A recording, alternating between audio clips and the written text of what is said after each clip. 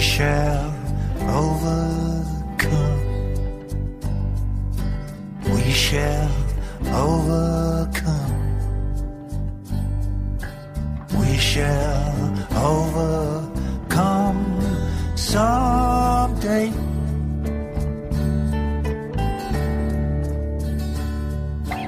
Deep in my heart, I do believe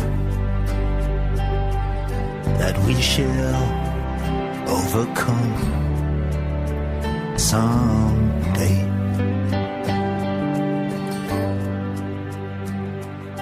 And we'll walk hand in hand. We'll walk hand in hand. We'll walk hand in hand one day.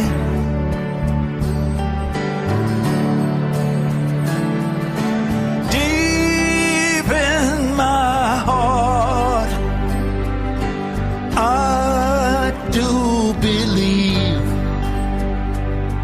that we'll work hand in hand one day.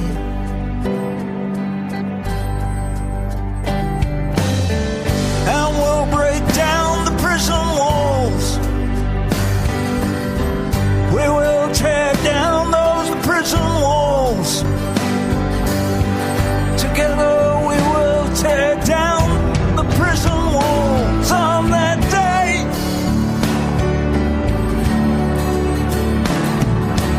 Deep in my heart, I do believe that we will tear down all those prison walls on that day.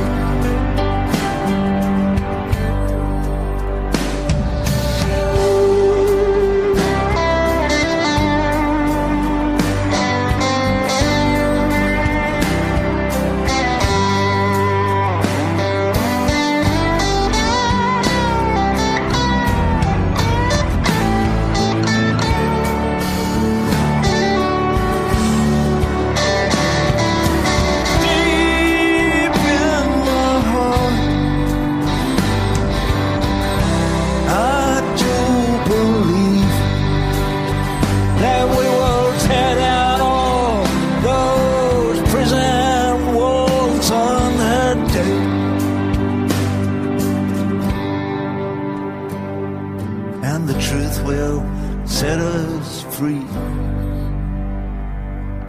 The truth will set us free. Truth will set us all free on that day.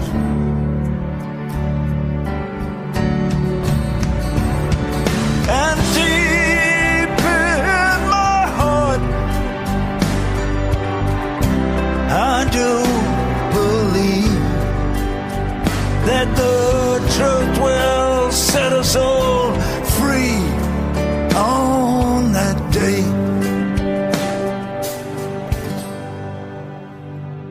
And we shall overcome on that day.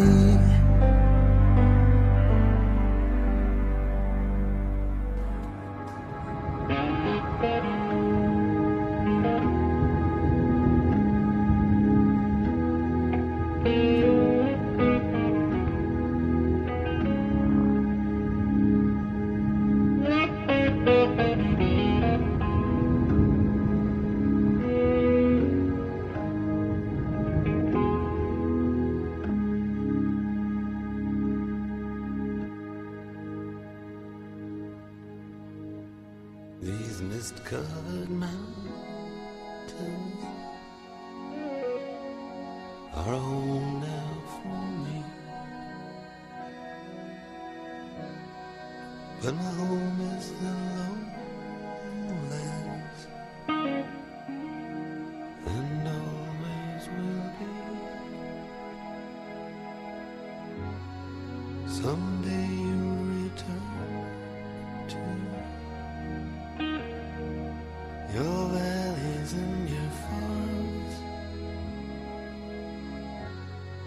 and you'll no longer learn to be brothers in arms.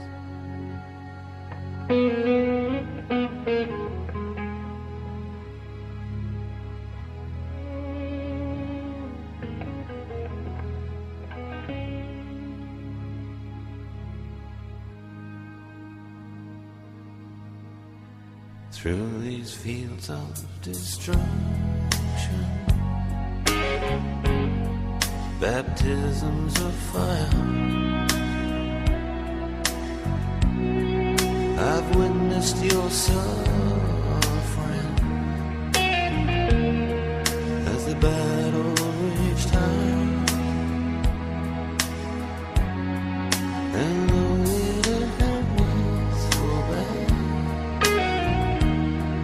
in the fear and the alarm,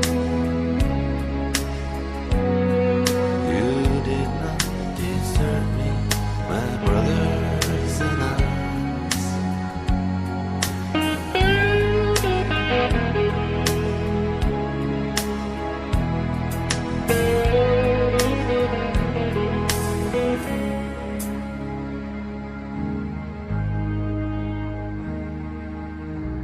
There's so many different worlds, so many different suns, and we have just been one, but we live in different ones.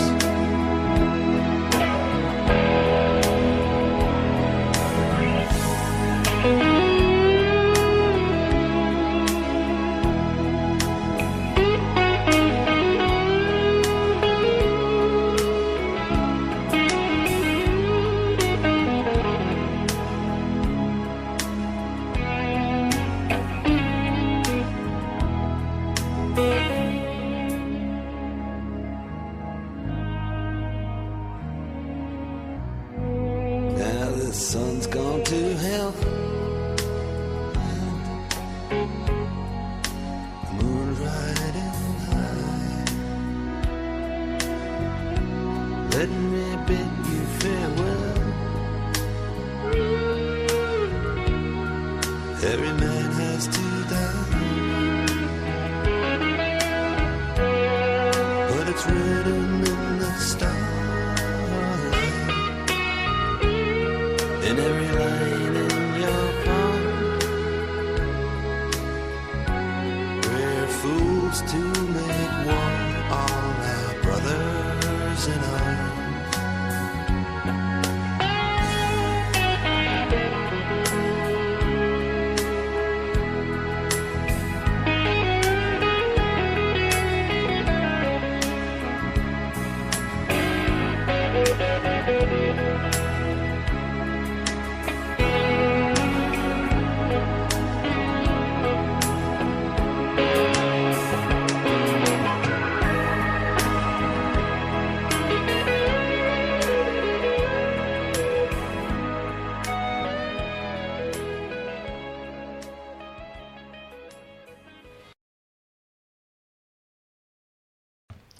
Good evening, thanks for joining us. It's 10 past 10, tell 10 to tell 10, retweet to 10 past 11 even, 10 past 11, retweet to retweet, tell 10 to tell 10, and we're doing a live show here, and Viva Palestina. 100 years ago, they're talking about the war to end all wars. Well, the war for some didn't end.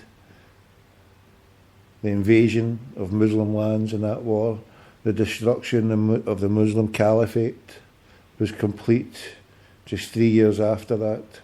They were waving the Quran in the House of Commons, says never will this religion be allowed to dominate or do anything in the world again.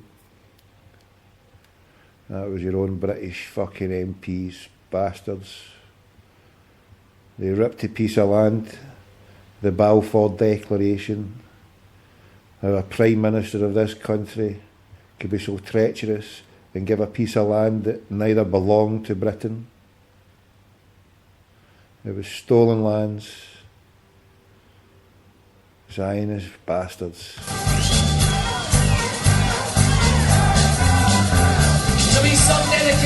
Daybreak Men, give the lights and hunger strike 1981. For Ireland's bravest man, we must be united and manly of the tan. England, you're a monster, don't think that you have won.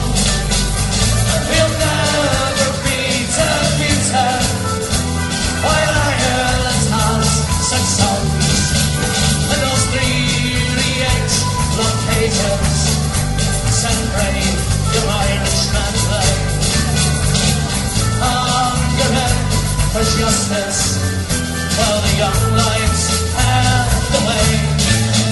For the rights as Irish soldiers and to free her native land. They stood beside our leader, oh, the gallant Bobby Sands. Ballymore, choosing Malachi, Braver Trish in Arna's hills. In the narrow streets of Freedery, they miss O'Hara's hill. They so proudly gave for young lives to break Britannia's hold. The names will be remembered as history unfolds. So read the roll of honor for Ireland's bravest man. We must be united and manly of the town. England, you're a monster, don't think that you have won. We will never be defeated while Ireland has such songs.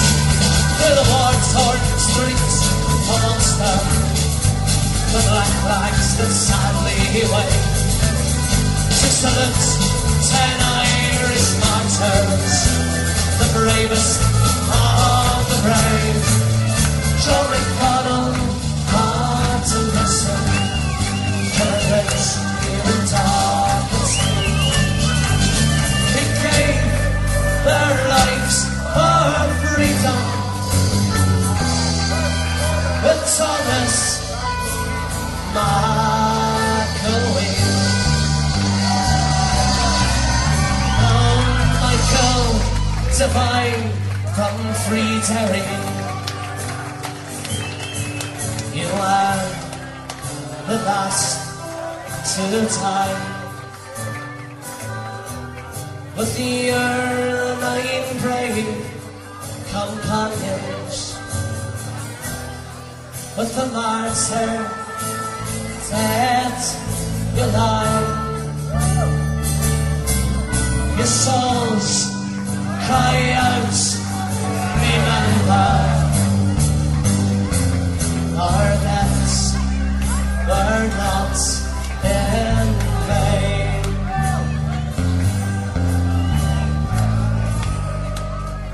So fight on and make our home a nation once again. So read the roll of honor for Ireland's bravest man. We must be united in memory of the tan.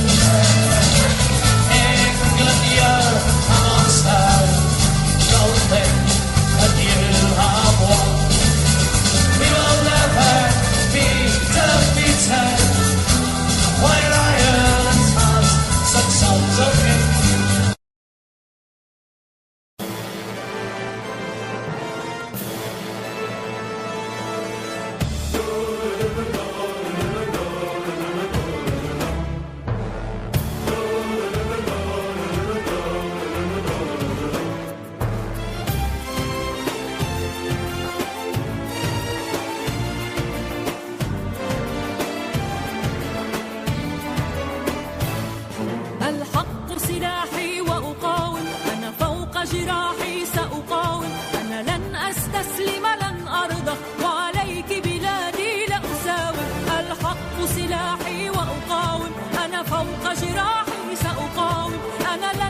أستسلم لن أرضى وعليك بلادي لأساوم بيتي هنا أرضي هنا بحر السهل النهر لنا وكيف بوجه النار أسالم سأقاوم الحق سلاحي وأقاوم أنا فوق جراحي سأقاوم أنا لن أستسلم لن أرضى وعليك بلادي لأساوم والله خلينا نرجع المقاومة واحنا مع المقاومة وبدنا تعمل نسل المقاومة لآخر واحد لآخر طفل صغير عند القدر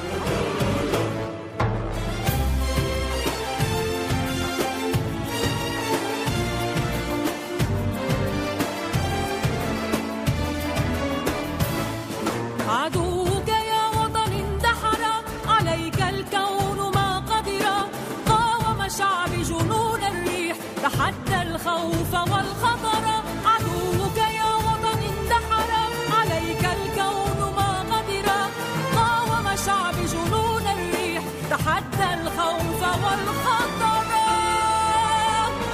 يرحلون ونبقى والأرض لنا ستبقى ها نحن اليوم أقوى في كل الملاحم يرحلون ونبقى والأرض لنا ستبقى ها نحن اليوم أقوى في كل الملاحم بيتي هنا أرضي هنا بحر السهل النهر لنا وكيف بوجه النار أسالم سأقاوم الحق سلاحي وأقاوم أنا فوق جراحي سأقاوم أنا لن أستسلم لن أرضى وعليك بلادي لأساوم بيتي هنا أرضي هنا بحر السهل النهر لنا وكيف بوجه النار أسالم سأقاوم سأقاوم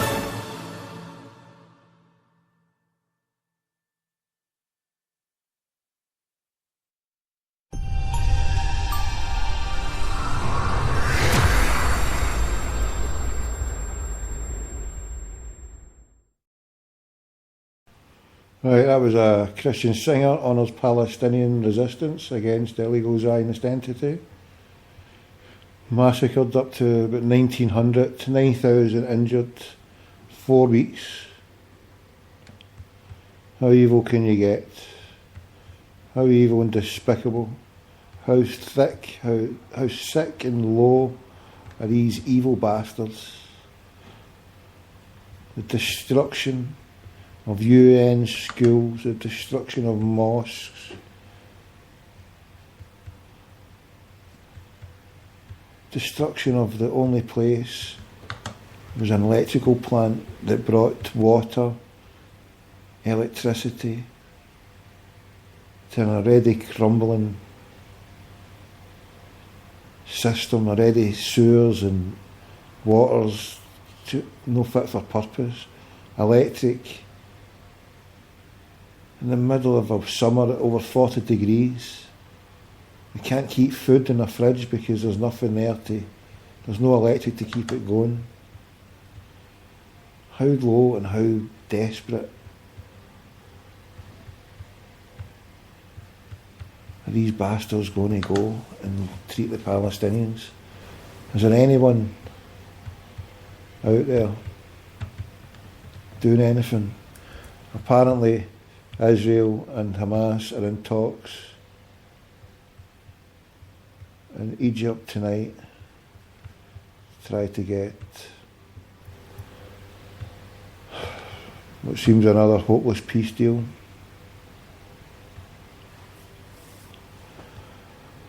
There just seems to be no end. It just seems a hopeless situation. I'm heartbroken. I think everybody else is as well. I've got in the background here again Press TV, and hopefully you all enjoyed the gentleman that was on last night. You get a chance to replay it again.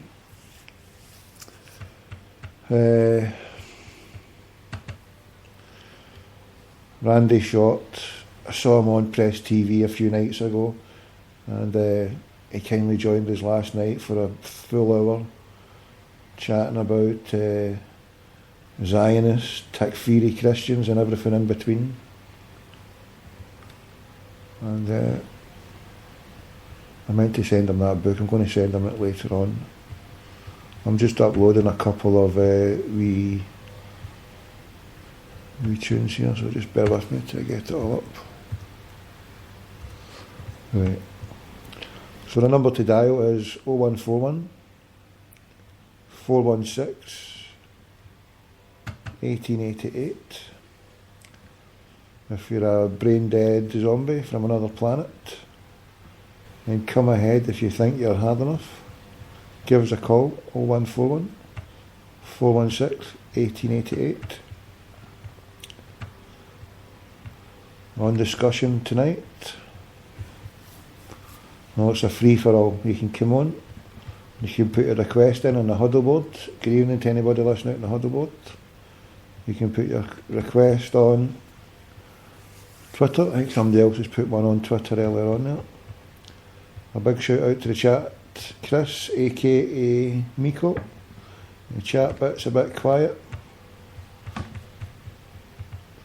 Let's see, hold on, I've got a message here.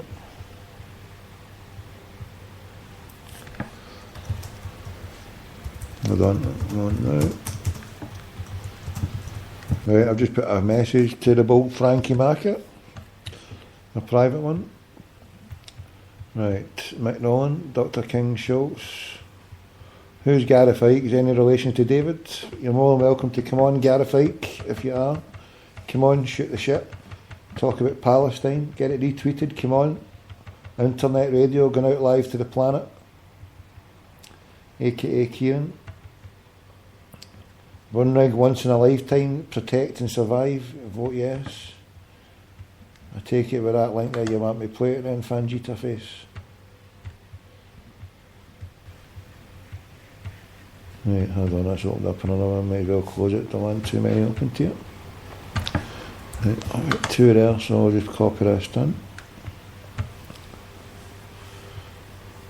We cannot do, it's over 20 minutes, I can't copy it. Can't copy it, you fan, Dan, you. Right. I heard this on earlier on, this was quite nifty. Lasts for about a minute, stay there. First STV.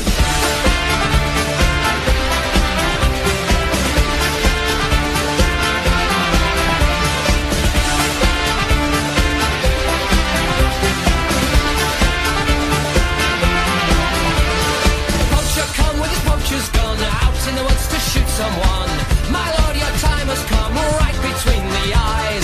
Felled his master not by chance, away with pomp and circumstance. Come join our merry dance to the rhythm of goodbye. Farewell the jewel crown, farewell the velvet gown. Watch it all come tumbling down. Goodbye to the crown.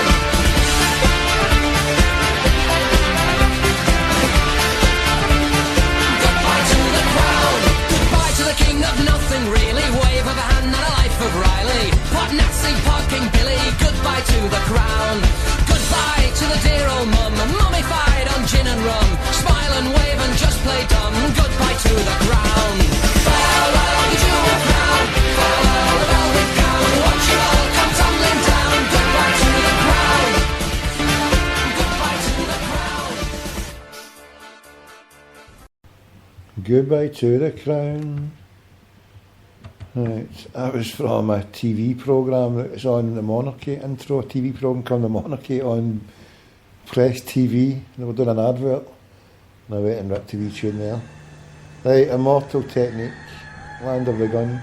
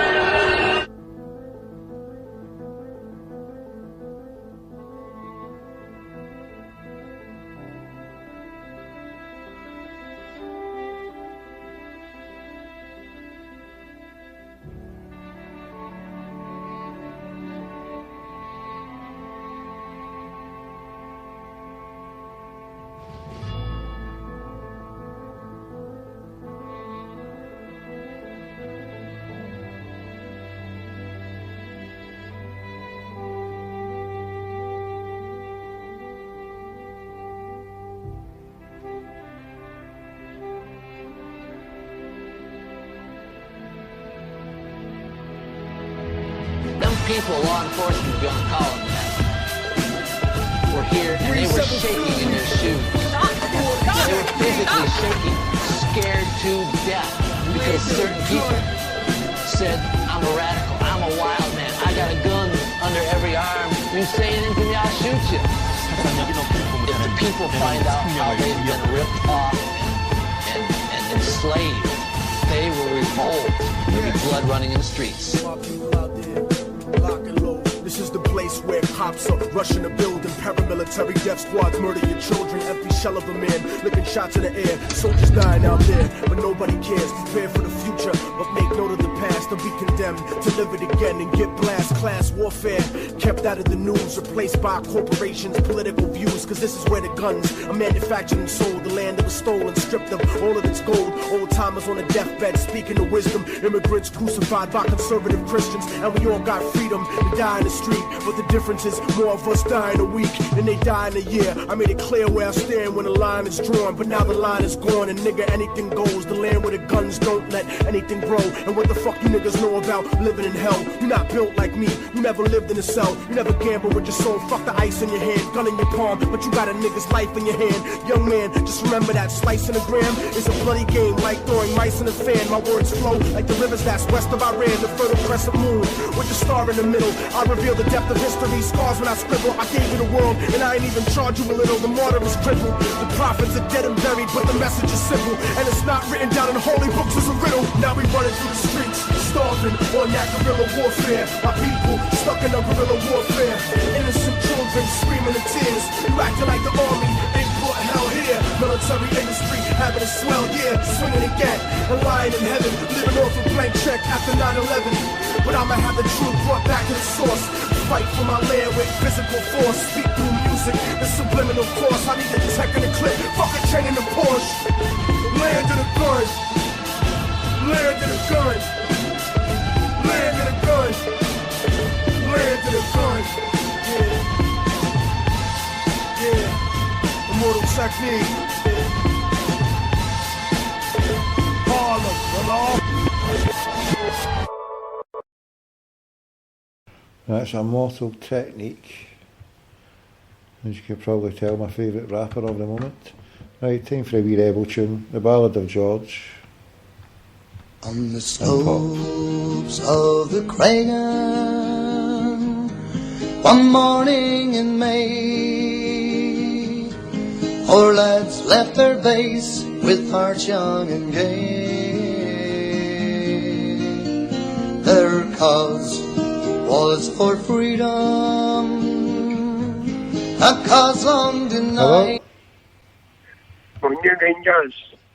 What was that? Munye Rangers. We've got a call here, we just need to take a call. Stop the tune. What are you saying? It's hung up. Did anybody hear that?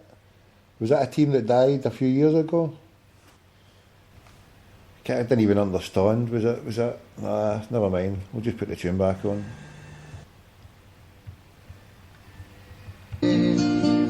While patrolling our streets, right to the top. they met with the foe. You want to phone in, hun? It's alright, just keep phoning in. We'll just keep taking it for the top. So, an unknown number. Right. Away and flying shite at the moon. Chucky Allah. On the slopes of the Cragan, One morning in May, our lads left their base with hearts young and gay. Their cause was for freedom, a cause long denied, and the foreign oppressor they went to defy. While patrolling our streets, they met with the foe, and with guns at the ready, our lads had a go. So we'll raise up our hands, and we'll curse that British land, who torment the very hearts of men who dare to cross their path. But my heart is broken too.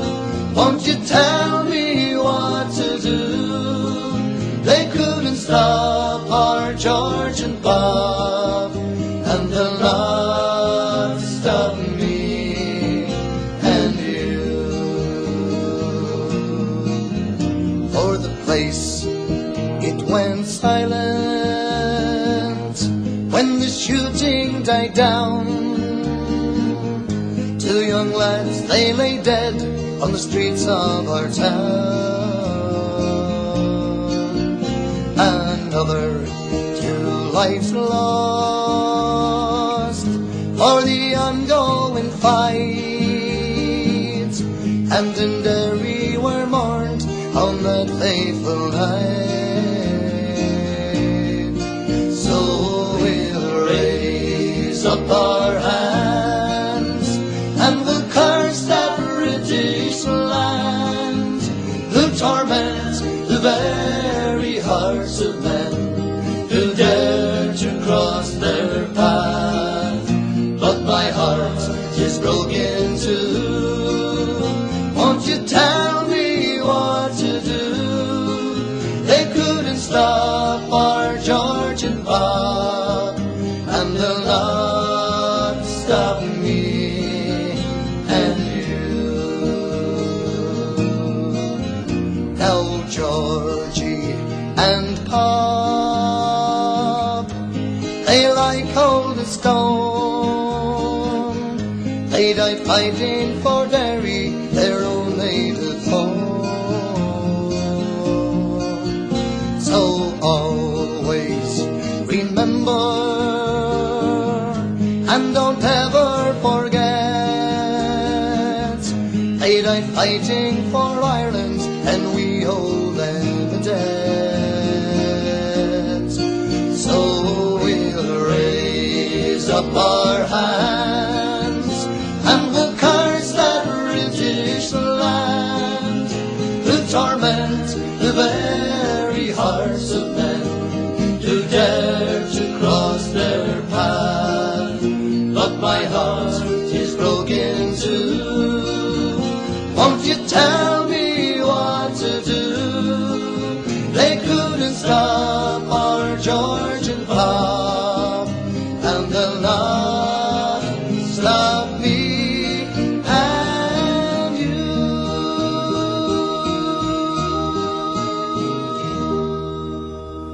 Yes, having a broken heart only makes you drive you on harder and harder. Sitting here for the last 4 weeks with a broken heart with the Palestinians. God bless Palestine. I'll be phoning that Zionist bitch later on. What's your message? What's your message? What's happened to the parrot, Arthur? What's going down? Hail, brother. How you doing? Where's the parrot? Where art thou? He's not on the Twitter. I keep straight the Twitter. He's not on the Twitter anymore. It's because I seen his wee parrot thing on here a couple of nights ago. I was expecting to see him what do you call it? Anyway. Right. So we've got a guest coming on. The bull Frankie Macker that we had to rush off because we had the bull Randy shot on, which I'm sure you enjoyed. It was a bit heavy, I have to be honest, it was a bit heavy. Charles on the huddle board was greeting. a bit of brevity he called for. Well, we've got to roll with it, you know what I mean? It's heavy times. I ain't going to shy away from having somebody on. I can sit in here talk for 2 hours, 3 hours with people I've done before.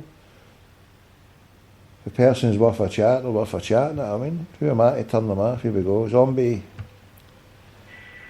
Aye, Zombie, what you saying about it?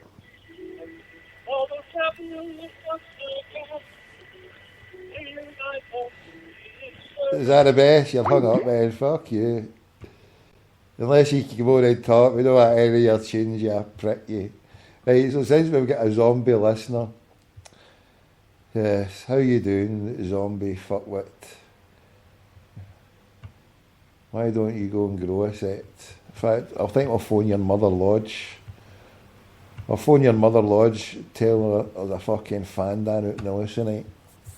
There's a moon howler out in the loose. Mother Lodge, come in, Mother Lodge. Where art thou, Mother Lodge? Let's see where we get it. Right, here we go.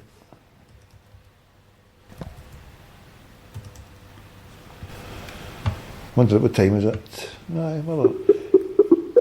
Oh, here, if Chaz Duffy's out there, Chaz, that boy you gave the number, is he kicking about? Is he wanting a chat?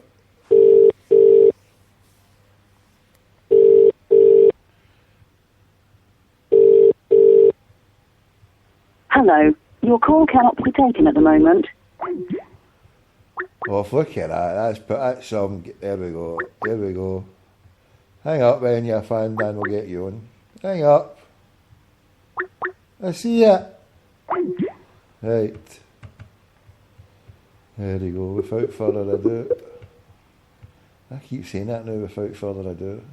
What's that all about?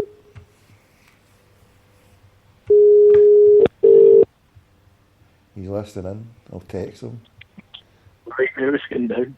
What's happening? Jolly Jake, was that? Jolly Jake said he chucked Twitter. He's chucked Twitter. That's a good Lithuanian man. He's a top fella. Have you chucked Twitter then? Can you confirm that you have chucked Twitter, or have you got a nom-de-plume account? I'm floating about, literally, Chief. You know what I mean? Floating about. The parrots, they're floating about. You know me. Back to what I did best. Undercover. But did you kill the parrot? Did you do that 30-day thing? Did you come back, or have you No, I killed it, mate. It was done. I had no need for it anymore.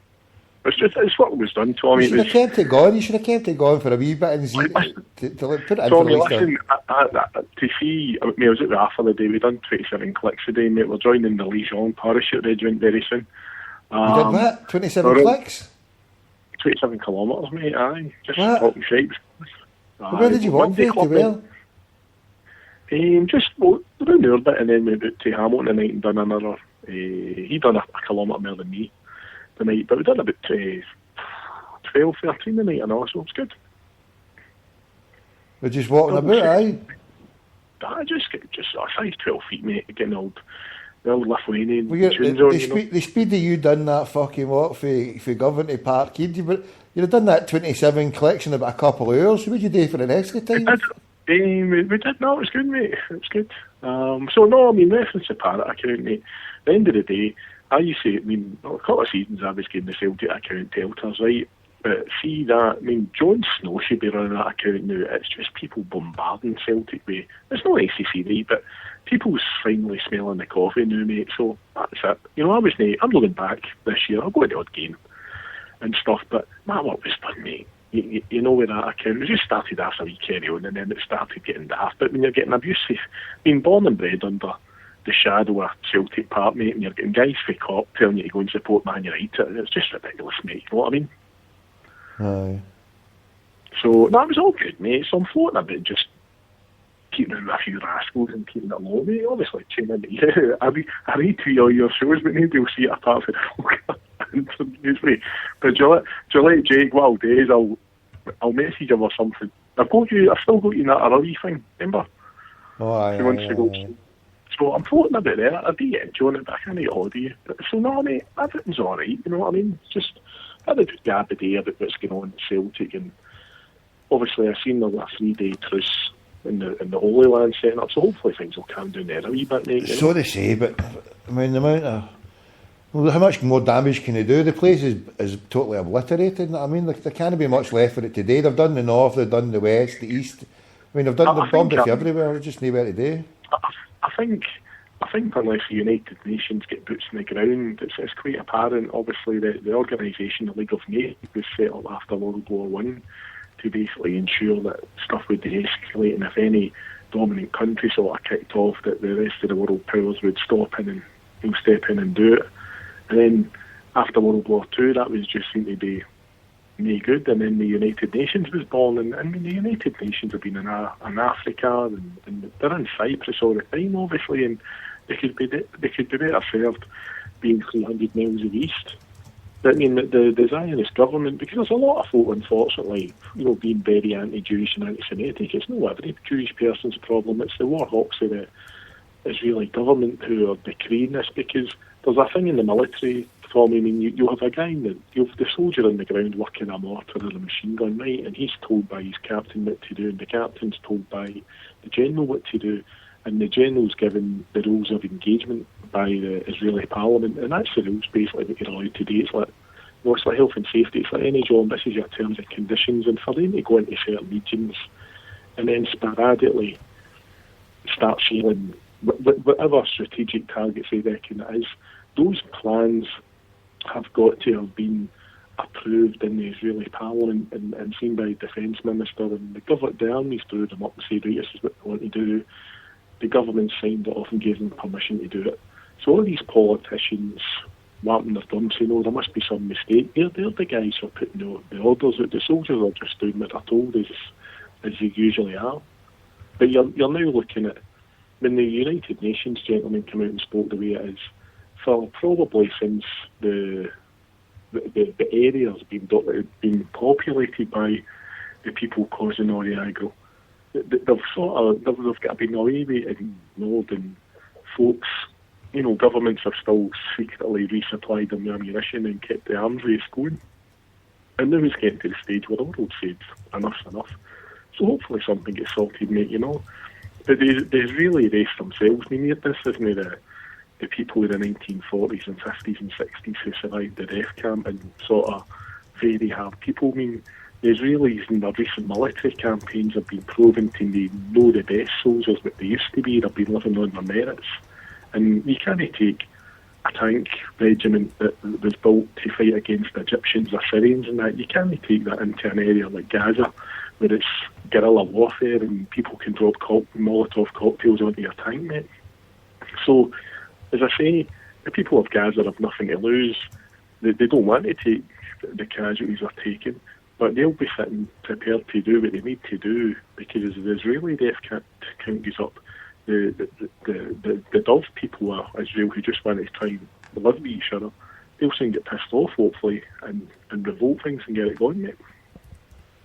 I'm just somebody's here giving it, and I'll bet no one has asked Murray why his due diligence didn't pick it up, and he's got there tender meatballs. I've just put here, I've asked him, the fanny's a shite bag, and said only last week to me, give me your address, Tommy. Nae boys as well. So, but are you going through wearing your Palestinian outfit, going through to catch the festival on Wednesday? In Edinburgh, when Wednesday? Oh, I don't know, mate. Money's tight, mate. I don't think I'll manage it through. I saw somebody offering a ticket there, free the other day on the thing, but I never took them up on it. But mate, I'm not glutton for punishment, mate. I'd rather keep my distance, mate. I thought about it and gone maybe doing demonstration and with all the polls there, but I just I'm going to keep my distance. I'm not even going to go to one game this season, mate. I'm going to just. I've seen the good brothers of Estonia were kicking off. They were the ones that organised that match for Celtic to play in Finland against Spurs, and they feel left down. They paid for the flights and accommodation and the fee, and they thought they were getting a top draw Celtic team over, but I don't know, Tommy. That's saying that for today. I mean, it's still beyond laudable now. I mean, on Wednesday night, realistically, I mean, what happens if Celtic go through? Do they go up against a really good team in the next qualifying round and get pumped? Or do they go out Wednesday night, have a go, score a couple of goals, but as Scottish teams do really well, just feel the last stumble when they go out and go into a UEFA competition. I think it's imperative. I've not really listened to any other podcasts what anybody else is saying, but I mean, there's talk of 7 players going out the door and 7 coming in. There's got to be a transitional period. And all the fans want to know is what's going on up the stairs at the club, but I think a lot of people, we're at farcical Empire games being at their ground, and you know, I'm not saying it would have been great, but you'd have been guaranteed about 40,000 there on Wednesday night if it was at Celtic Park, mate. And with the Murrayfield debacle and these Polish fans getting tickets, and anybody, I've heard a couple of, Arthur's telling me a couple of folks, colleagues and Twitter, etc. Anybody who's spent any time in Eastern Europe, these fans are after fucking nut, mate. They're worse than Ajax. Are they, aye? You know, they've never been in the Champions League, Tommy. So you remember in the 90s when we were really shite and got the testimonial. Guess who I spoke to the other night there, the old Albert, mate. He's on holiday at the Costa Blanca. How's he doing? He listens to him in regards, mate. He's a lovely man, by the way. He's an absolute gentleman. He's on holiday. He's on the Costa Blanca with his lovely Polish bird, and he's going out to Poznan. He's going out to Poznan with for next week for his holiday, but he says they're fascist bastards, mate. I mean, he was gutted as well. He's a bigger Celtic fan than he is a Barca fan, mate. He was gutted like that. How could they play so rubbish against those fascist bastards? They were just hopeless, you know what I mean? I've seen quite a lot of like Nazi flags and all that that were in their support, but they've never been in the Champions League to the best of my knowledge. And what you're getting is, remember we were shite in the 90s, and you know, down at Old Trafford, it was like, wow, it was a big day out in it, 3 years in a bus, wow, at Old Trafford, and it was all seated and stuff. These folk are coming out here, and it's a bit like Celtic going to Cliftonville last year. There'll be a lot of Irish Celtic supporters to say, wow, you know, Celtic's their home city, we've got to go. If you've got Polish expats living in Glasgow and Edinburgh and all that, supporting the teams, Manchester and whatever, they can get a coach like Hendrick and come up, mate. And it's been a bit concerning with how the club's been dealing with the tickets. And if somebody says Murrayfield's an open stadium, I mean, it's a stadium designed for a day. There's no partitions or chicken fire or separation areas like you get at Celtic Park to Scott Benton on, mate. So it's going to be very interesting. I just hope what happens, Celtic go through and you've got X amount of 1,000 Polish starting kicking off. If Celtic go through, or the Celtic go out and lick their wounds and do the open heart surgery that they need to do in the squad and move people on, because realistically, Cesar Foster's last game, Virgil van Dijk's last game, and the other charlatans that are Fraser and Virgil only, but the charlatans will be sneaking out the door and on it, you know. Aye. I mean, there's big Amido Baldi, you know. I don't know what Celtic paid over £2 million for him, and there's the Belgian team saying, well, he's not really worth £1.5 million. And that's another £1 million Celtic's going to drop down, and I don't know, I mean, but the irony is, see if Celtic get pumped in Wednesday night, what happens then is, do they stand by the manager? Which I think they should. It's not the manager's fault, but at least the positive thing for me is if Celtic go out Wednesday night, that guy has got a clear slate and they can get rid of who he wants, because no fan's going to come out. I mean, there's Van Gaal starts with Liverpool in half an hour, and Van Gaal's told that squad at the end of the game today he'll be letting everybody know who's staying at Manchester United and who's leaving. And Ronnie Hellier's been in for double that time, mate, if not triple the amount of time. So he should have been able to analyse who he wants and who he doesn't want, mate, you know. So, do you think it's going to be open season then on Lawwell, or do you think it needs to be higher up in the tree? Do you think the whole board have got to be cleared out? I think it's, to be honest, I mean, I'm sorry, I see to Lawwell what the hell's he do? I still do. You know, he's very good at some things, but in other things he's just absolutely hopeless. And what I think you'll find is since we get rid of Mark O'Neill, it's just been downwards and downsizing. And Spreaker did all right and spent a bit of money. Tony Mowbray, unfortunately, just didn't work. And then, I mean, I think Mowbray came out and said that, you know, and Robbie Keane came up. He had no idea that Keane was coming up, otherwise he wouldn't have signed a big fortune. He'd have spent money on a defender. And then Neil Lennon came in, who, as everybody knows, I'm well publicised, no being a fan of him. But it's going tit for tat now. The club's basically blaming Lennon for arranging this tour in February. So where does it go now? Does Lennon now retaliate with more dirt and there's more mudslinging? But Celtic get embarrassed because the new manager, I've not got a problem with a guy in a bedding in period, and he's not going to win every game. But the fact that he played that Norwegian boy works against him, and also he played Adam Matthews when Ezegiri was there. And they were, for me, they were two, maybe not the Ezegiri thing, tactics, it's up to him, but we were 2-1 up. We were 2-1 down at half time with 10 men. You could have just said, right, shore it up. And you would have probably gubbed him at Murrayfield. But they've got the arrogance, I mean, which Big Ambrose was sent off. Who I'm a fan of, the guy's just come back for the World Cup, he's gubbed. You know? So can I just jump in and say, I think, right, the first cut isn't always the deepest, right? That's an old saying I've kept since I was a day trader. The first, you're getting a bit about Stuart there, Chief. The first cut isn't the deepest, right? And I think we should get sacked here, mate. And I think at the same time, Peter Lawwell should just resign, mate, and go and say I've not got the creative nous to take it on, and give him a severance of $1 million and say cheerio. That's the only way Celtic can go on, and we cut clean and we get somebody in, because he is just a yes man. I've got a feeling, right, I'll just get a wee phrase and let you back in. I've got a feeling, right, the longer he stays, he will make Tony Mowbray seem like Pep fucking Guardiola. On you go. And yeah, before I forget, right, I forgot about something about Albert, what he said about Barcelona, but take me back to Albert. On you go, when you're ready. Go. All I was going to say is that, I mean, we're looking at a period the same when John Barnes was in charge and Dalglish was up there. It doesn't go great on Wednesday night, and basically, the seat's ridiculous. Seats are 5-0, right? And there's a side Ronnie's going to phone his sword. John Park and Peter Lawwell's got to go as well, because the next manager that would be brought in would be somebody of a standard and a calibre who wouldn't be willing to walk in and say, well, all right, Peter Lawwell, no, I don't bother with you. Roy Keane, obviously, Roy Keane was never going to work under Peter Lawwell, and it's Peter Lawwell's last throw of the dice for me. And he's had a few moments where maybe he's been exposed for his complicity with the police over the treatment of the Focus lads and statements he released, etc.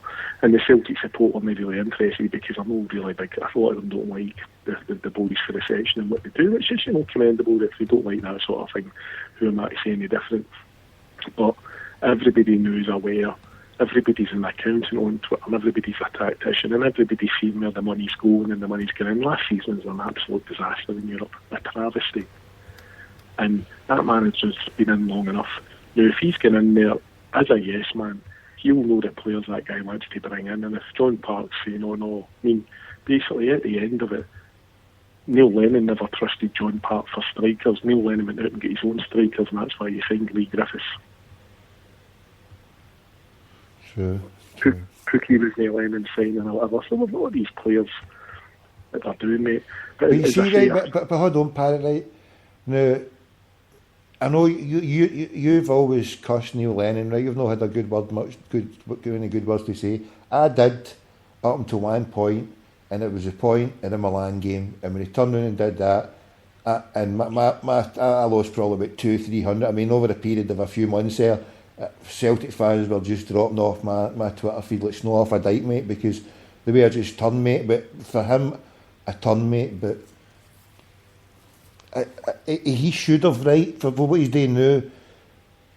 I'm losing even more faith in him, mate, because what he's saying now, right, and what's becoming clear and evident, right, is that, well, he was a novice manager, right, and I put a quite a long post out in the huddle board earlier on, right, and Celtic, they don't need to go for yes men, right, all they need to do to get a yes men guaranteed without it being that is just go for someone who is fresh, he's a new lad, and he's not got any demands to make, because he's just happy to be on a job. Now, Neil Lennon, in two examples, because he was a Celtic fan and because he was a new manager, he was desperate to take it, so he would have took whatever shit was there, but he should have grew a set of balls when he was in there.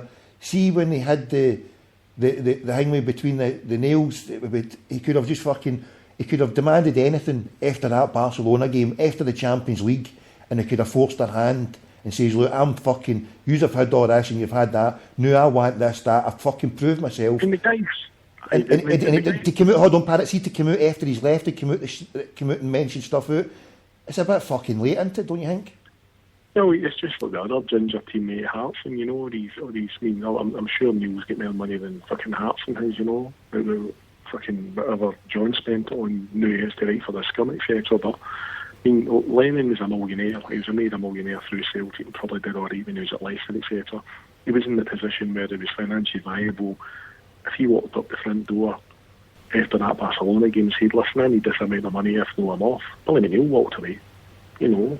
I'll tell you how Neil Lennon's get more money, sorry to jump in, tell you how Neil Lennon's get more money than John Hartson, because John Hartson was in my car a good few times, and I took a good few 20 bangers off him for going round the town, from the town when he was having a couple of, well, I don't know, but he was, whatever, it was a few friends were about, and he was actually bent over, gone to the Hilton, and I was scalping for 20 quid, but when Neil Lennon came into my car, his two mates, I had to take a £10.50 for him each. He never put his hand in his pocket. So it's a true saying, if you want to know a rich person, it's a bastard that's fucking keeping their hands in their pocket and no spending it. These rich bastards are fucking... Well, I mean, as I said, I'd never condone. Neil Lennon put up with a lot at Celtic and all that. Oh, he did. As my brother says, after the Ross County game, he shouldn't have took the job on. He should have went, oh, too big for me, I'm off. And it'd have meant Celtic. It bought Celtic time to get somebody in. You know, Neil Lennon's went through there. As I say, Roy Keane would have been the man, but it's down to Desmond, as I said the other night to you, know what I mean?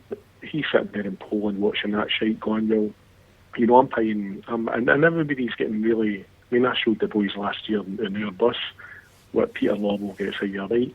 And as I say to you, Tommy, he's getting paid a Ferrari dealership wages for selling Skodas. He's getting no house, mate. I mean, he's just a bean counter. All he is a fucking bean counter, mate. There's no craft, as I say. No. Hearts got £9 million for a Premiership team, Sunderland, for Craig Gordon, right? And I'm sure the righteous Lithuanian bastards in charge there at the time were on their chief executive was that Lobel was on.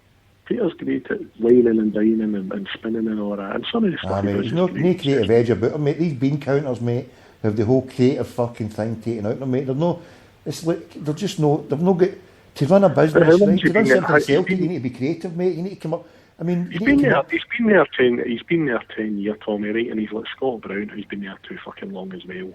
They've been there that long. People just accept what they are and the money they go on and need to question it. Well, he's taking some amount of heat, mate. There's the thing that I put the message on earlier on. The thread was called "Law was destroying our club. Please go, you parasite." And there's a whole load of them like that. You know what I mean? The game's up for them if they don't get through, mate. Because there's too much bad stuff that's happened under his watch, mate. That's the bottom line, isn't it?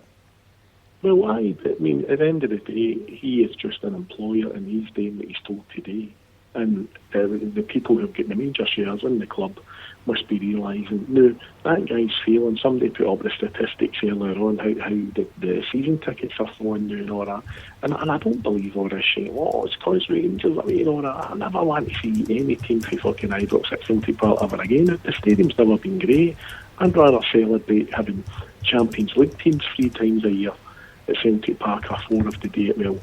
You know? But listen, if they're going to come out and say, we're never going to see anybody that thinks that a new co-team's going to come up to the Scottish SPFL and there's going to be 6 million players signed again. Of course there's no. That's never going to happen. That was a false arms race started by David Murray and all the gang, and Celtic were pressured into signing players that they realistically couldn't afford unless they had 60,000. So see if 3/4 of that team's going to be young local boys on £1 a week or £2 a week, I'm happy with that. But the prices that they charge you to get into the stadium should reflect that, mate. And it should go back to the days where a spur of the moment you pay your £5 and get the bus down and watch Celtic. The more I look at it, Parrot, right, they lost 40 million for the 3 years and the man came up one there. I reckon the books never get balanced for that. Right, that was 3 years when we were through the Champions League. It was maybe about 4 years, I think it was, because we never get through the year before. We had a shite one, was at Alberg, and then the qualifying, so we were 4 years out it. So we're 4 years out the Champions League.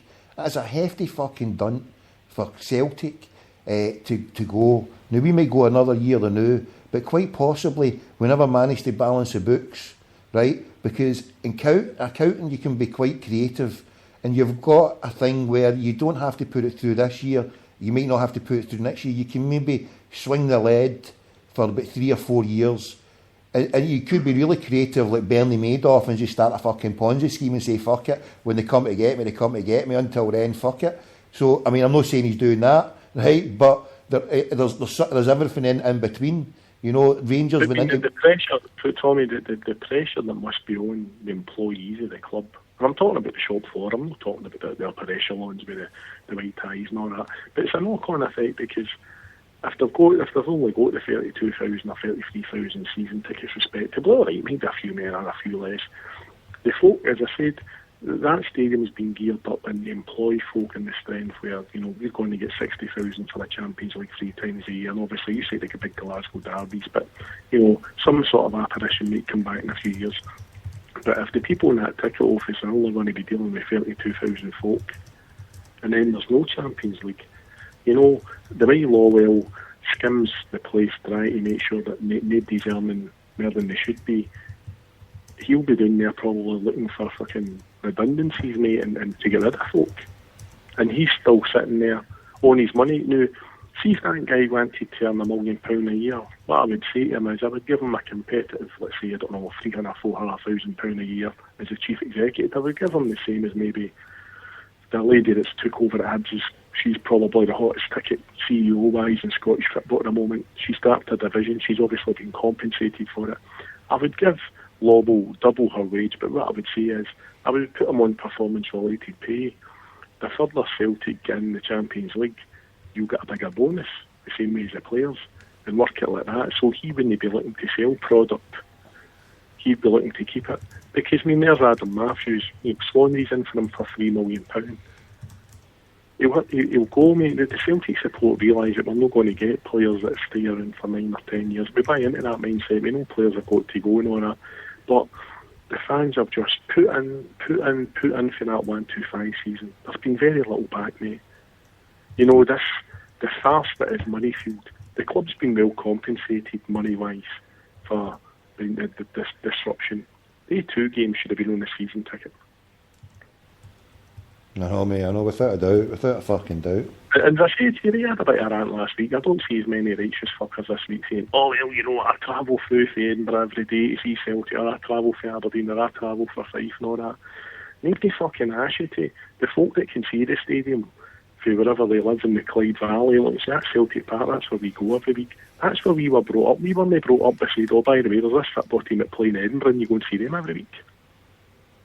So folk who grew up in Aberdeen and were brought up, we go to Glasgow to see Celtic, they're used to doing it, and fair play to them for it, and I commend them for it. But don't get all fucking precious, right? No, well, it'll do you as well to fucking to move it for a few games. That is just absolutely papsulated shite, because the hardest of our supporters outside of Glasgow are the good folk in Ireland, and they're being absolutely fucking shafted by these games, mate. Shafted.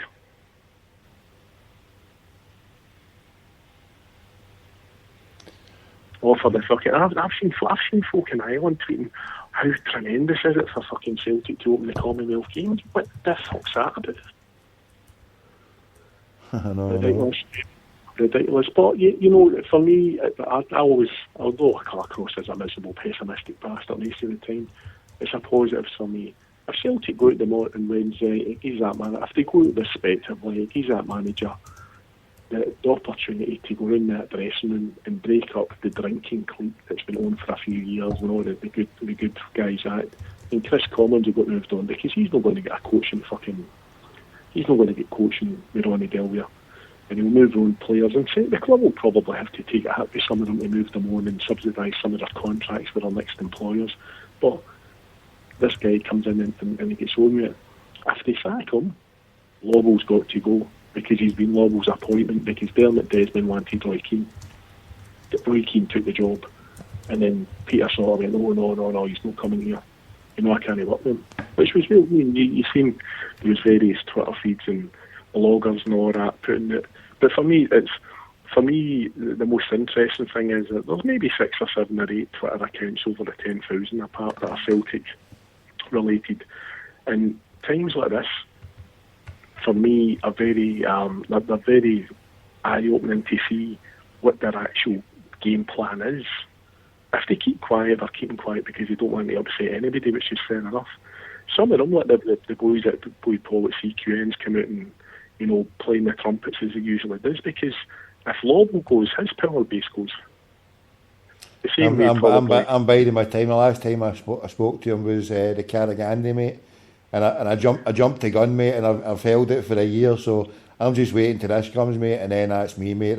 That's where the first call's gone, mate. You look at Neil Lennon's left the club, and probably a lot of folk who are like about the Neil socially and you know, doing commercial stuff and all that. That's gone now because this manager's come in and he's no MD, so he can go on his job and he's bringing his coaching staff in. But for me, I think it's a disaster, mate. It's an absolute disaster waiting to happen, mate. And the sooner he goes, I feel sorry for him, mate. But he's just a yes man, and I think he's an under-18 manager at best, mate. You can't get a 38-year-old manager like him who's done hee-haw.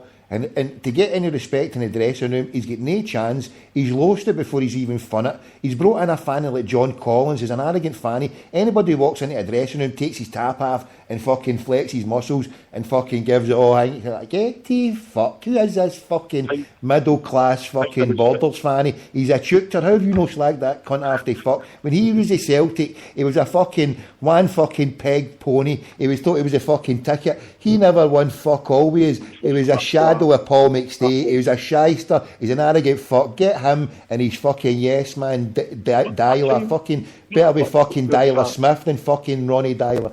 Get him to fuck and he's fucking lackey loyal. Get them all to fuck. Can't overpower.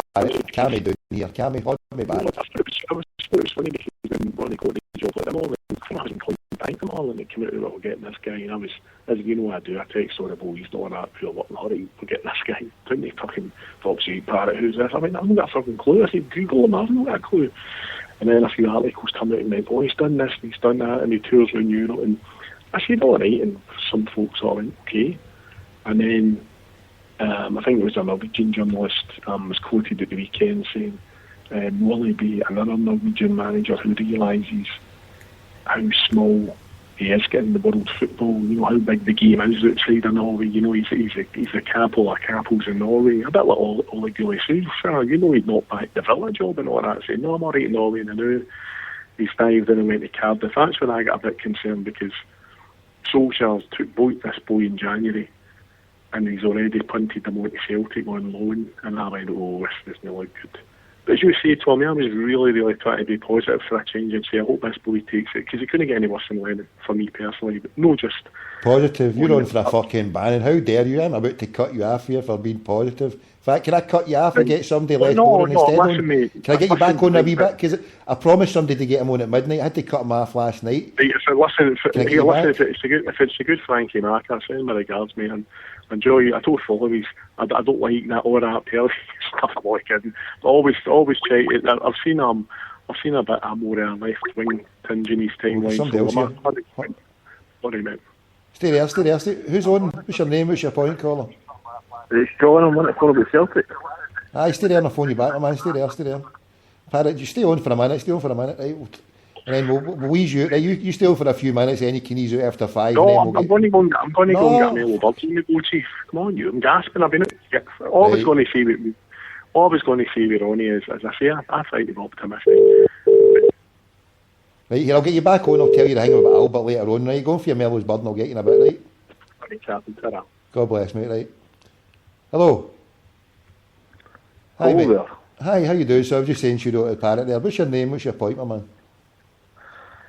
Just want to talk about the game on Wednesday. Are you going? What's your name, sorry? John. John, mate. Are you going to the game? No. Do you think we'll get a chance? No. No. Near the arm, mate. Anyway, what else you think about it? Tell me.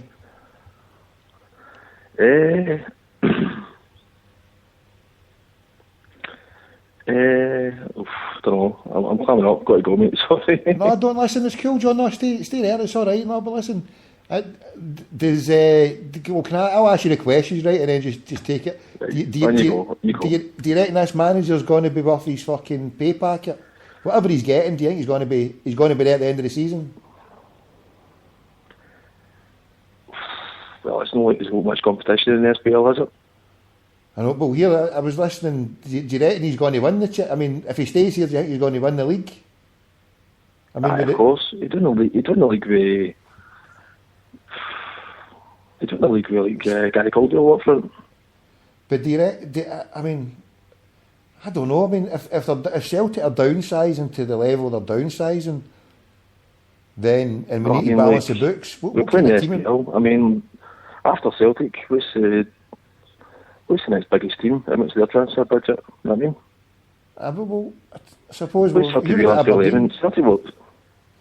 you look at Aberdeen, mate, Aberdeen put in a strong challenge. Motherwell, I mean, suppose Celtic stumble, right, and these teams get after a wee bit of a flyer, one of them, and then the pressure's on right away to this boy, because, I mean, all it takes is like Hearts, no Hearts, remember that run Hearts did under George Burley when they won the first 10 games? So they won the first 8 or 10 games, and well, say Aberdeen were to do that, say Aberdeen were just to go, right, fucking go, victory, and Celtic lose a few games, so right away, we're like 4 points, 6 points behind, and the season's only 49. How many games do you think it will be if Celtic lose before the management are under serious pressure by the board, and then if they keep fucking up the route? See, it's up to us, right, not to just put the pressure on the board, put the pressure on the manager. The pressure should be on the board and the system that they've got there. 50 years ago, Jock Stein walked in and took control of Celtic off the board. Now the board have got control of Celtic, or there's a director there who's putting the players into the squad, and it's got fuck all to do with the manager, and they're just getting naive yes men coming in, young managers who are being fucking hamstrung, I think, because the whole setup there is geared to a director in control, i.e. Peter Lawwell, who I think he's a director, he's a fucking CEO, the manager, the coach. In fact, cunt should be getting a fucking physio job, the bastard. Fucking. He's a director of football. That's clearly what he is. He's fucking. I don't know, mate. I mean, 10 years. You look at teams in Europe. They've got directors of football who bring in the players. They tell them how they want the team playing. All on the deal is a glorified coach. I mean, getting the players fit. That's basically it, mate. Aye, that's all he is. He's not picking it. Well, he's picked that young boy into whatever. What was it? Cardiff. Aye. And he threw him in the first team to one of the most important games of the season so far. And so that, I think the plan is right. I think the plan is to get rid of the 6-7 players. I mean, it was on Parrot, whoever was on there last week, and we counted out about 6 or 7 that would be going out. And all they're going to do is bring in Scandinavian players. And so you bring in 6-7 Scandinavian players, and you get rid of all the players there now and the wage bill. I mean, the wage bill is fucking doing at record levels. I mean, they've only got one player over about 20,000. Well, sorry, 2 players. Big fucking Pedro's a fucking main player, and then Scott Brown.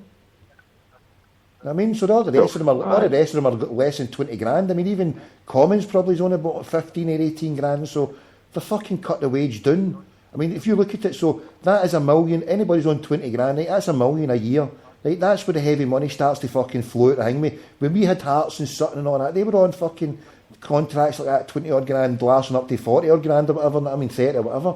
So that's when serious money was going out of the club then, but the money's not going out of the club. What was he on? I thought he's on a good wage. 15 grand. Fucking criminal, mate. I mean, it's criminal. That's why it's criminal. You might as well take his wage and another one and band it together and give somebody 30 grand. I mean that's the way. Totally. What they're doing. See what they've done. They like some duds and just gave him their wages. See, had that Hooper. I don't know.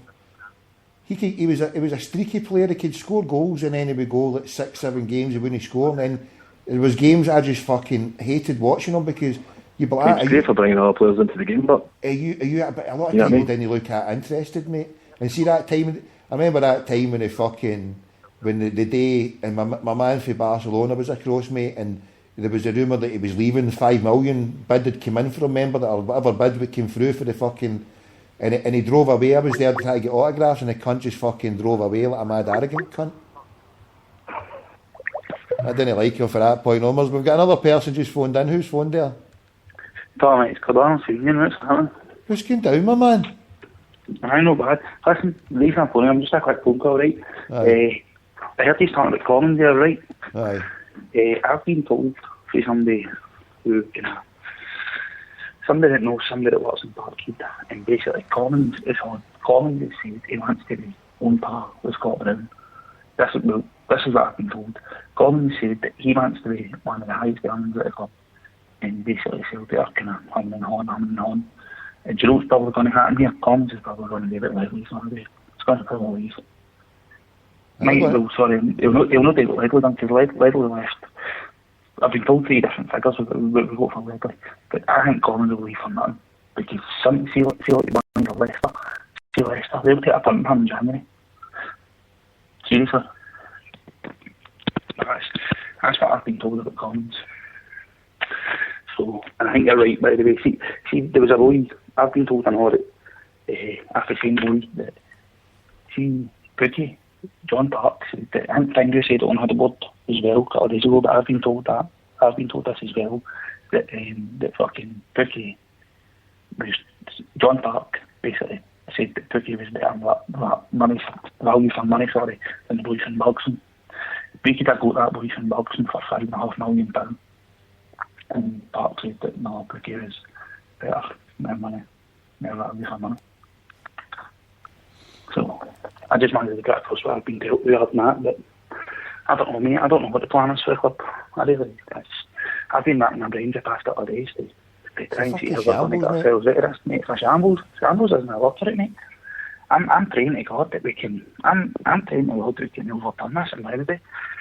So fucking down the road, I was in Edinburgh, but I don't know, mate. I'm praying we can do it, man. Park says I got my head to see a total down pitch. I think we might score 3 goals, but how many are going to concede? I was listening to Super Scoreboard earlier on. There's a couple of people phoning up, still talking about Van Dijk and a couple of other players leaving. I'll be 100% honest with you, right? See Van Dijk, I get play going forward and that, but I don't think he's as good as everybody makes him out to me. You look at Kelvin Wilson, mate. How many goals did Kelvin Wilson concede in the new camp? No as fucking many as Virgo and fucking Van Dijk and fucking Effie Ambrose. Do you know what I mean? Oh, yes, that's what that's what I've been told to be Commons anyway. So where it's what happens. I mean, I don't know. You fucking know now. We'll probably sign a fucking deal in the morning now that you see it. That's what I've been told about Commons. But apparently, I don't know who the boy is. I've just started listening in the last 10 minutes, mate. But the boy who was on there talking about Commons and that, talking about fucking the wages are spent or something on the big term or that. See the shite you've got the last 3 years. We could have brought that boy from boxing in and gave a boy a half decent wage. And he's like, he didn't have quality, like your face, but instead of that, we bought Baldy, Bouquet, Borictor, just utter shite. You're like, ask yourself, what the fuck's been down there? Because that's a level where, see that if we'd bought that from Bogason, that would have took them out the level that they're operating in. And that is finding somebody at 1-2 million and looking to make a profit on them. They don't think that they can make a profit in somebody of 5 million. They don't want to take that.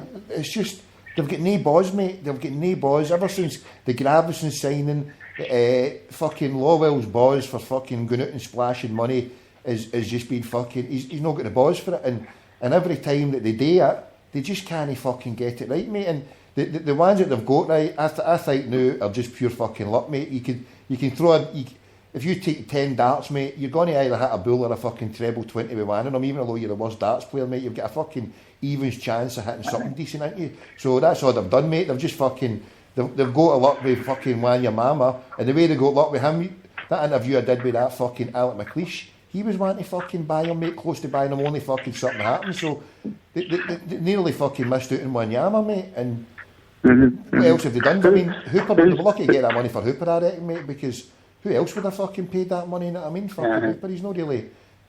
Even with us, mate, he was prolific at scoring goals, but there's serious flaws in the cunt's game, mate. There's serious flaws in a guy's game, and he might look a star here, but he'll not look a star fucking other in the Premier League, as we've shown. So Who's no? I totally agree with what you're saying, Tommy. Is the other boy still annoying? Are you still there, John? He's away, mate. He's away. See, Brictor, I heard them just saying that literally before I pressed the phone button on the phone number. What did he say Brictor's wages? I don't know. We'll get him back on. You come in right to get him back on. I don't know. 15, I think. I genuinely don't know what the boys' rate is, but I hope he's not on. I hope he's not on 15 grand. Hello. John, what's happening, my man? I thought you were still on the line there. No, I thought you hung up me. No, I'm still there, mate. I don't know if I did, mate. Did you hear the boy answering the phone? Did you hear him talking? No, I didn't. I just went deep now. Right, it was myself. Sorry, mate. I thought you were still on. I thought I was adding Bayfie's on. But I know, he's asking there, what were you saying about Boris Stricter's wage or something? Was it yourself? No, was it yourself or was it Parrott had mentioned his wage? It was me. What was it? Was it 15 He's one of the highest grand? earners at Celtic. About 15 grand, aye. Well, that's fucking high. He's maybe one of the highest earners. That's mental, isn't it? But Richard, man, fucking hell. Jesus Christ. Which is absolutely crazy. That's mental. Because that's just fucking ridiculous, man. And the amount of games he's played and the amount of time he's played, that's 7 games last season. $750,000. $750,000. Plus he cost about, what, 2 million? Now, with that kind of shit, they should have just fucking phoned up and got France and Daza after me. Fuck's sake, I mean, France and Daza would have scored a couple of goals. At least we'd have got a good laugh at that. Tommy, we can afford that, mate. You get him a crank deal right out yesterday. Yeah, but you know what, mate? I feel sorry for the cunt because see after the January transfer window, that team Lugo, mate, never played them again. They went and brought 2 players in on fucking 2 players on loan, and all fucking Sandaza never got a look in, mate. After that, poor cunt. I'm going to have to go and get one up. Who's he with now? Lugo is with that fucking FC Lugo in Galicia, but as I say, once it turned to January, he was getting games up to January, but as soon as it hit January, he disappeared, mate. He just disappeared totally off the radar, the poor cunt. So I'm going to have to get my finger out, mate, and get that MLS on the radar for the poor bastard. But no, I genuinely thought the Victor was on single riddles. Why did we buy him, mate? He must be one of the big problems. That guy, remember the time there was a guy I had on, somebody mentioned on the thing with Twitter, there was a guy who'd fucking, remember I phoned him in Ajax and he says, why the fuck did you buy him? He was fucking always injured with us. Why did we buy someone and that price of wage with that thing, mate, was such a fucking, what was a fucking, what did they think we would even get to him for somebody who was injury prone? I mean, crazy signing. We could see the thing is, like, like, see sometimes, like, there's 1 or 2 times I've seen Bookie, right, and there's a player in there somewhere, and then other times you see him and he's just utter shite. You look at it, man, Bookie, Boraktar, Baldi, fucking Bandura. So much is that for them, and so go through them. Pookie, how much was he? Pookie was what, 2.5 million or something, was it 2? I don't know, 2.5 million. 2, right.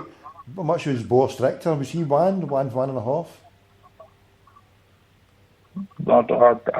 We'll say 1 million. No, I'm sure he was about 2. I'm sure he was 1.5, 2 million. Pookie and him, mate. So Baldy was 1.5. Bandura knows something ridiculous, like 3.5 million or something. So you're talking the best part of 7 million, 8 million for 4. Right, well, you go down and you go see for that 4 utter shite. See when they had their wages up and all, you go down and I believe in boxing him. If you'd have that ambition about, you know what I mean? But in boxing, mate? We could have went and got fucking Alexis Sanchez, mate, in a fucking year's contract. we could have put 8 million down to fucking Barca. Our friends over in Barca and say we'll pay the rest up next season, and then for the next season we'll sell into fucking Arsenal, mate. I mean, where's the fucking invention and shit like that? And instead of, I mean, that's what they should do. See the team of youngsters, they should have a David Ajax day, right? At every 2 years or every whatever, clear every cunt out, right? And look how shite Ajax were at the start of the season. but they persisted with the young cunts, and they ended up doing fucking no too bad. I mean, they fucked us out, and did they win the league? They won the fucking Dutch league, didn't they? So, I think they did, right, but what they do, they just get fucking young cunts in, and they give them their go. They get rid of all, once they get to 23, then on your fucking, and they keep a couple of fucking ones who are there. They just keep about 2, maybe 3 maximum older players with the experience, and maybe a couple at 25-year-old that half experience but no fucking quite fucking hang. And then in Celtic you do that, just have one fucking star player, right? One fucking star player who's getting the fucking dynamite money, it comes in at 5 million, 6 million, and then every season or whatever, every couple of seasons we sell the star player for 15, 20 million to the Premier League because he's that fucking good. And if we can only afford a star player, say we go out and buy somebody for 10 million, right? We fork up the fucking money, but surely to fucking goodness, that boy at fucking whatever, there's boys out there, we're in a bargain basement saying, oh, we'll go for 2 million and we'll see what happens, right? But just fucking, somebody who's out there, I don't know, what a fucking Joe Schmo is, his fucking 21-year-old fucking Czechoslovakian fucking prospect, and he's 10 million, or some cunt out to be 10 million in fucking France or Belgium or whatever. Well, we just go in there and say, right, fucking 10 million, and let the cunt run riot in our league. If he's that fucking good for a year, and then we sell him to England for 15, 20, surely we should be at least looking to do that. Sort the wages out. I mean, for somebody's wages on 40 grand, it's 2 million a year. So you put a package together, and with that fucking 2 million and 10 million to get in, next year he's going down to England for fucking 20. Because they'll know.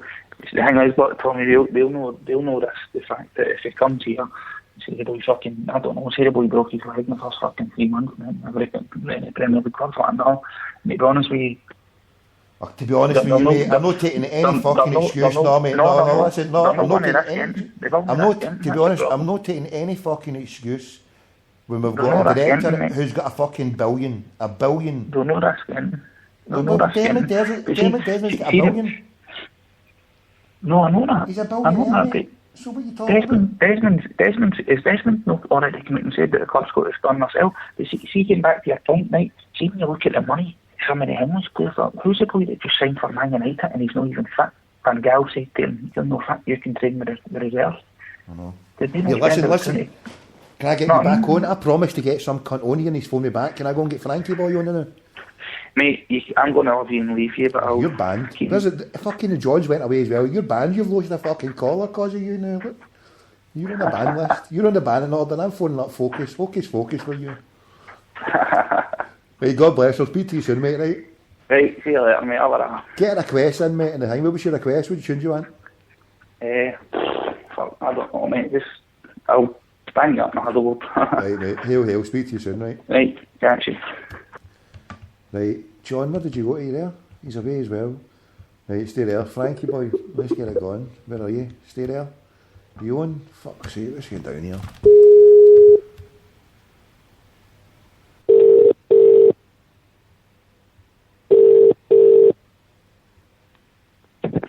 Hello. Aye, the cunt's phoning you back and it's not my fault. Every cunt's fucking phoning me.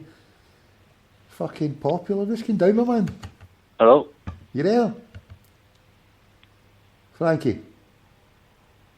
You there? Hello? Frankie? Hello?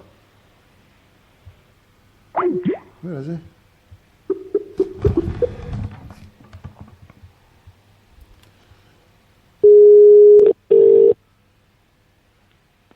Hello? Frank?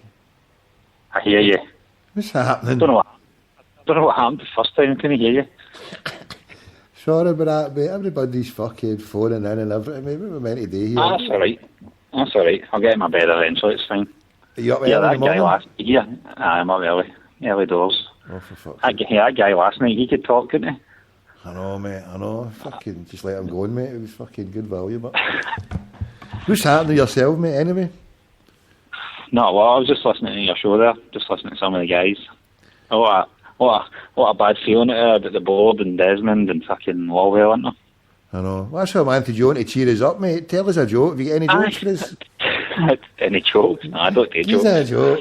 Serious up. I do pictures. I do pictures, no jokes. Well, describe a picture to Yeah, us what's then. this? What's this? The parrot doesn't like my pictures. I know, mate, but it's a bit Maybe. I had to avoid Twitter during Ramadan because of you, mate. I can't be looking at shit like that either, mate. Know what I mean? But I'm just.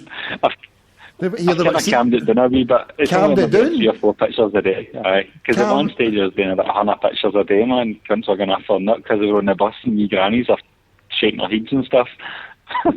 Calmed it down. The one there a couple of weeks ago, I was scrolling through and there was a fucking Target owner Fangita. Fucking hell. That was for the Commonwealth Games, mate. There was a fucking Target painted all over a Fangita. What the fuck was that all about? We had the bullseye. Quality, mate. Equality. You dirty pervert bastards, you. Yeah. Listen, people want it. Doesn't bother me. I don't need the end of it, you know, but people demand it. So huddle board, mate. The best threads on that huddle board, mate, are the ones where it's got NS, FW, not safe for work, mate. Or the ones with the Babylons. Bon Figley and all them, mate. Bon Figley has been voted the top huddler for like something like fucking 20 years non-stop. It's only been gone for about 10 years, but that cunt gets it every time he puts it. He posts about fucking, you think you're bad? I mean, he goes on and does a thread, mate, and he puts about fucking 50 pictures of lassies' arses and tits and fucking everything hanging out of him. I mean, he's that much a perv. He's got fucking threads for every different. He's got he'd one for the World Cup, mate. I don't know if he'd one for the fucking Commonwealth Games and probably missed it. But any time for anything, he's got fucking threads on birds with their fucking hingweeds hanging out. I mean, fucking all over the place. So there's actually a market for dirty cunts like you. There's a demand out there. What is it? They say sex sells. Aye, mate, I know. But anyway, so what, have you thought anything about your day in your show? You still planning to go ahead with it? You still getting thoughts? I've not much time the day to do anything. No, I've got the speaker thing, Spreaker, set up, and I've got a Facebook account. I've got also I've got the Twitter account, so I've got the Skype set up. So I mean, most days I'm good to go. I just need to get a few bits and bobs, and then I'll maybe do a couple of practice shows, but not put them out there just to see how it sounds and what kind of format I'm going to do, and then I'll be good to go. I'll probably start close at the end of the month once the football's up and running. There's loads to talk about just to get the show after a flyer, because there's not much happening in it. It's just a lot of bad feeling out there, you know. I know. And there's a wee thing that you need to do. I don't know if you've got it, to run through your Skype, through your Spreaker. There's a wee thing that you can do. You need a virtual audio cable. I'll send you a couple of links. I don't know if you've got them, but it's a virtual audio cable so it puts it through. Have you done that yet? No, I've took things to a certain point where I'm not paying any money in it, so I'm leaving it kind of at that until I know I'm good to go. And then, well, you can do that with the Skype. You can do that with the Skype. You don't have to put any. I've got subscriptions on it, but you can do the Skype and say to people, just phone me in on the Skype, and then. But what it does, you need to have a wee thing. It's free of charge, but it's an audio thing, an audio cable thing. What it means that you can put through. There's a boy called Josh Gaffney. He put a video on there, and what it means is you can put calls through your wee dial thing on the speaker, so with your microphone. So it's like your call is going through this and until you do that, because it doesn't go through, you would have to put it. Like, you'll find a way to do it anyway, mate. I mean, I'll get once I find my feet, because I'll probably not take calls initially. I'll probably just do things like the interaction through the Twitter and the hashtags, some mental hashtags and something, just to drum up a bit of awareness, you know, and just get some daft shit out there, but try and talk about the Celtic as well and get some tunes playing. But I was listening with some interest. I was listening with some interest to some of the stuff the guys were coming out there. They were saying that Commons, he's wanting to be one of the top earners. Apparently Commons is on somewhere in the region of 17-18 grand a week. Well, if you get up with me, I'm but the join boy, you said 15, you're getting up, you said. Any more takers, right? Anybody higher? I'm mates with a guy who's good pals with Lennon's agent, and I'm also kind of through my work and stuff like that. I was quite in a couple of years ago. I was quite in with a guy for quite a couple of years. He's mates with Gary Hooper's dad, and he was also doing work for Young Gary, as he called him. And Stephen Celtic won the league the first time, now under Lennon. Right. Hooper had 2 years running on his contract. Apparently his agent went to Lawwell, basically. And before, apparently this is what I've heard, and this is what I get told via Hooper's dad, that his agent barely get 2 words out, and Lawwell basically says there's no point in asking for a new contract. He's getting to Norwich. They've basically put a bid in unofficially. They've basically tested the water, and he's getting sold. Apparently Lennon didn't know nothing about it. Hooper told Lennon. Lennon approached Lawwell. Lawwell says, well, we need to balance the books. We need somebody at the door. We've got 5 minutes. We've got $5 million on the table for Hooper. Here or that, find somebody else. So they sold Key instead, and Hooper stayed. But Hooper stayed for another year. There was never a contract on the table. Hooper wanted to be, he didn't want to be the top earner, but he wanted in amongst what was known as the top 4, which was Ledley, Samaras, Brown and Foster, who are all on roughly about 25 to 28 grand a week. I think Sammy was the highest, hence the reason he's not got another contract. Who's he with? Is he with anybody, Sammy? No, apparently Southampton. There was some shit the day that he knocked back a contract to go to China for 100 grand a week, but I can't see it. I can't see it being true. But yeah, the boy needs serious love, mate. He's not in a hurry to be anywhere else. I mean, I don't know if he's waiting for Lawwell to hit the panic button when the Celtic fans come calling for him to fucking try and appease us all with we'll bring Sammy back type of thing, you know. I mean, I wasn't Samaras's biggest fan. He turned it on noon again, but in a couple of big games he turned it on in the Champions League and against Hansa Ibrox. But in the main, I mean, he was frustrating as hell. I mean, that game against Carragandi last year, he's running across the park and he wasn't really doing it and gone anywhere, and Commons just took it off and fucking pinged it in the back of the net for about 25 yards. So, I don't know. But the club's definitely on a downsizing thing now. I don't know why, but because the money's there. But is the money there? Unless it's all been ploughed into Lawwell's heated driveway, but I don't know. Do you know? I heard the night on another podcast, and I believe it to be true. Apparently, Lawwell's the 6th highest CEO in British football. Paid, I mean, 6th highest paid. What do we get for that money? Well, really? It's disproportionate to how much money we bring in, because we're only bringing 80 fucking million in a year, and to give one guy a huge chunk of that, mate. I mean, that's more than 1% of the fucking turnover one guy's taking away. And he's not a vital cog in the machine, because a vital cog would be a goal scorer. If you could get a goal scorer in who's scoring 30 goals, who's putting bums in seats and fucking taking us to Champions League, then that's value you're getting for that million bangers. But Lawwell, what value are we getting for this fucking coke or the clown? Not much, mate. Not much. I mean, I was going to say something else. Just somebody sent me a message on Twitter here. I'm just going to... what was I going to say? No, it's gone. I lost it.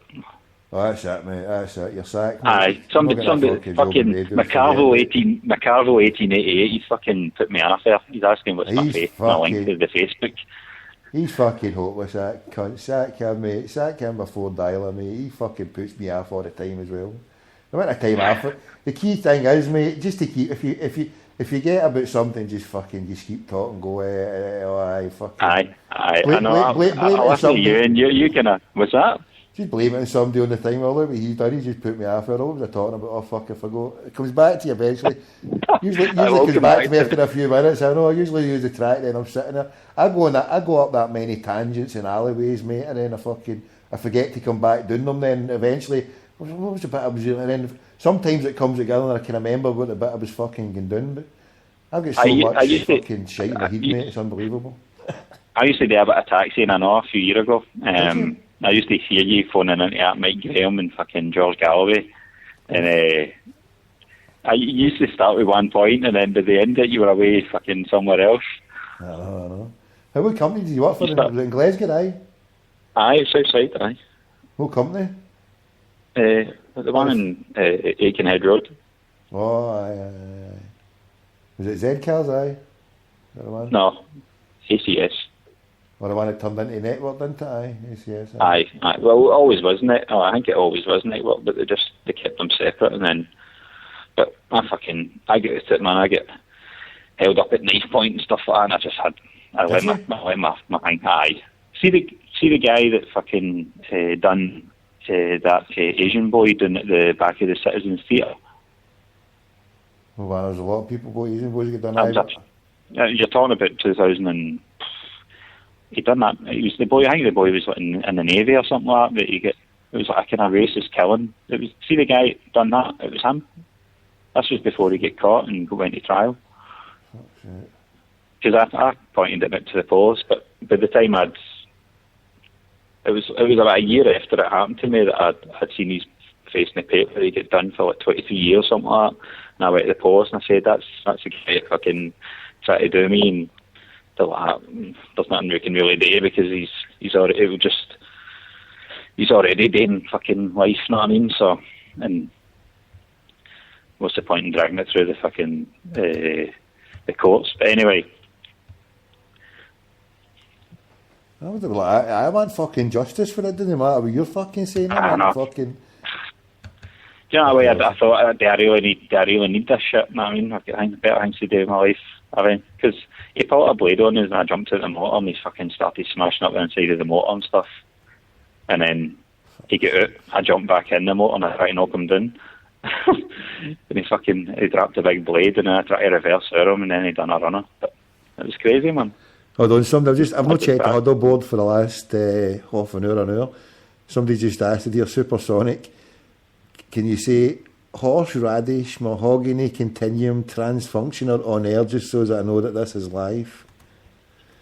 Charo says, "Can you please play Lambada for me tonight, pal? It's a special place in my heart." Lambada? You fucking sick Lambada? cunt. I can hear Tommy replying to you, Super. Tommy replying to you, Super. Who is this fucking Tadger talking? Albini? Who you fucking saying, Albini? Sounds like the kind I'm hunting when you break down your own name and talking about. Who am I carrying? You can't beat a bad abuse. I know, I don't. His part about Murrayfield saved him, although Tommy's just letting him talk pish when he rattles his keyboard. Hold on, that must have been Parrot on at that time. Hold on. Crawley, 1967. Supersonic, give me a shout if you want somebody to do the weather. I'm cracking with stuff about the weather. Some of them are sick cunts in this huddle board. Do you on the huddle board, Macca? Nah, it's not something I get involved in. Nah. Fuck. I've got enough things. I try to do the Twitter fucking daily. The last thing I need is to be on the huddle board and all the other fucking things that I go with it. I'm just reading all these fucking mad cunts here on the thing, man. Hold on. Cardano Fenian Eyes fucking on there. Albini. Hot Magandhi. Right, so Supersonic, Hot Magandhi, Albini, Cardano Fenian, Crawley, 1967. Wonder Boy, 1888.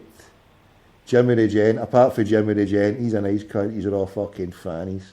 You can all bolt your fucking rockets. Charles, Lambada, fucking Lambada, away you go. No, who was it? Hot Magandhi. Fucking Charles wants Lambada.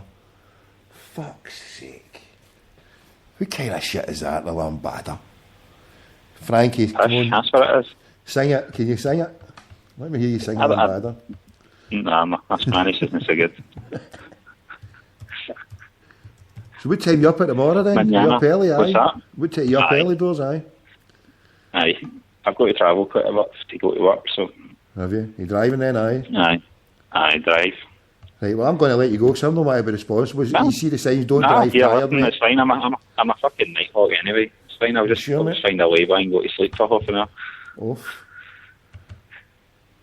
Hold on, I'm looking for fucking Lambada dance ideas here. There's some sexy birds here, mate. You better get your camera out and get some of these pictures here, mate. There's some birds here with next they'll be asking. Next they'll be asking for Ricky Martin. Ricky Martin, Lambada. No, I don't know. Lambada is that one for that film years ago, on it.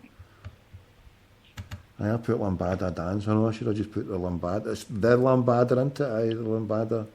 The Lambada, aye. I was going to say, remember you were asking me last night, am I the or the? The came from somebody actually came up with the idea. The Rangers fucking died and then they changed it to the Rangers. Somebody, and my account got shut down, and I had to fucking reopen it again. And I came back, it was with the same name. It was just Frankie Boy, and somebody's like, "Hey, you're a Newco. You should put the at the front of your name," and that's what I came with. I can't get this. Do you know how? I was going to say some bitch man fucking got my account shut down to cut a year ago. How did what happened? We just no. I think Dean Shields scored for Rangers, right, and said the boys got an eye for goal, and this woman just randomly fucking contacted me, and she's like, my husband's got one eye. You're being totally disrespectful. I was like, your husband got one eye? I said, she said, I told him to duck. She took the fucking nip. The next thing I knew, my account got fucking shut down for abuse or something. Was it unbits then, it must have been because there was nothing else. So I had to fucking start again. I had 5,000 followers at that time, and I fucking built up going. I managed to build it back up and double it, so. And double it? You get 10,000 now, 10,000. I just the other day, 10,000 followers. How the fuck did you do that? I feel there's a lot of pervy fuckers out there.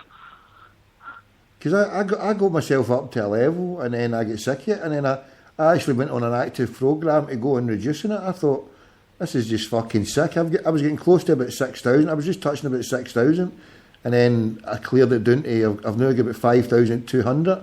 I've noticed a worrying thing there. I've started to increase. There's cunts starting to follow me again. What are these sick cunts all about? If I have to become abusive and say get to fuck, I'll start doing it again. Yeah, cheeky cunts. I mean, I thought I'd cleared everybody out. I went on a fucking year zero fucking colour all the fannies on. I just looked through my. I went through almost about 5,000 in my fucking. I went about it took. Whatever it goes, I can hear a lambada here in the background. I fun the fucking thing. Dear God, help us, mate. How sick am I, mate, to go and look for this fucking lambada for that sick cunt? I can't believe you're going to put it on. I know, mate. So cheer us up, Why mate. get some decent stuff on? What? Wait, you saying I don't play decent stuff? You're getting a fucking of course lifetime you do. ban. You're getting a fucking ban. You're cussing my music. How fucking dare you, you cheeky cunt?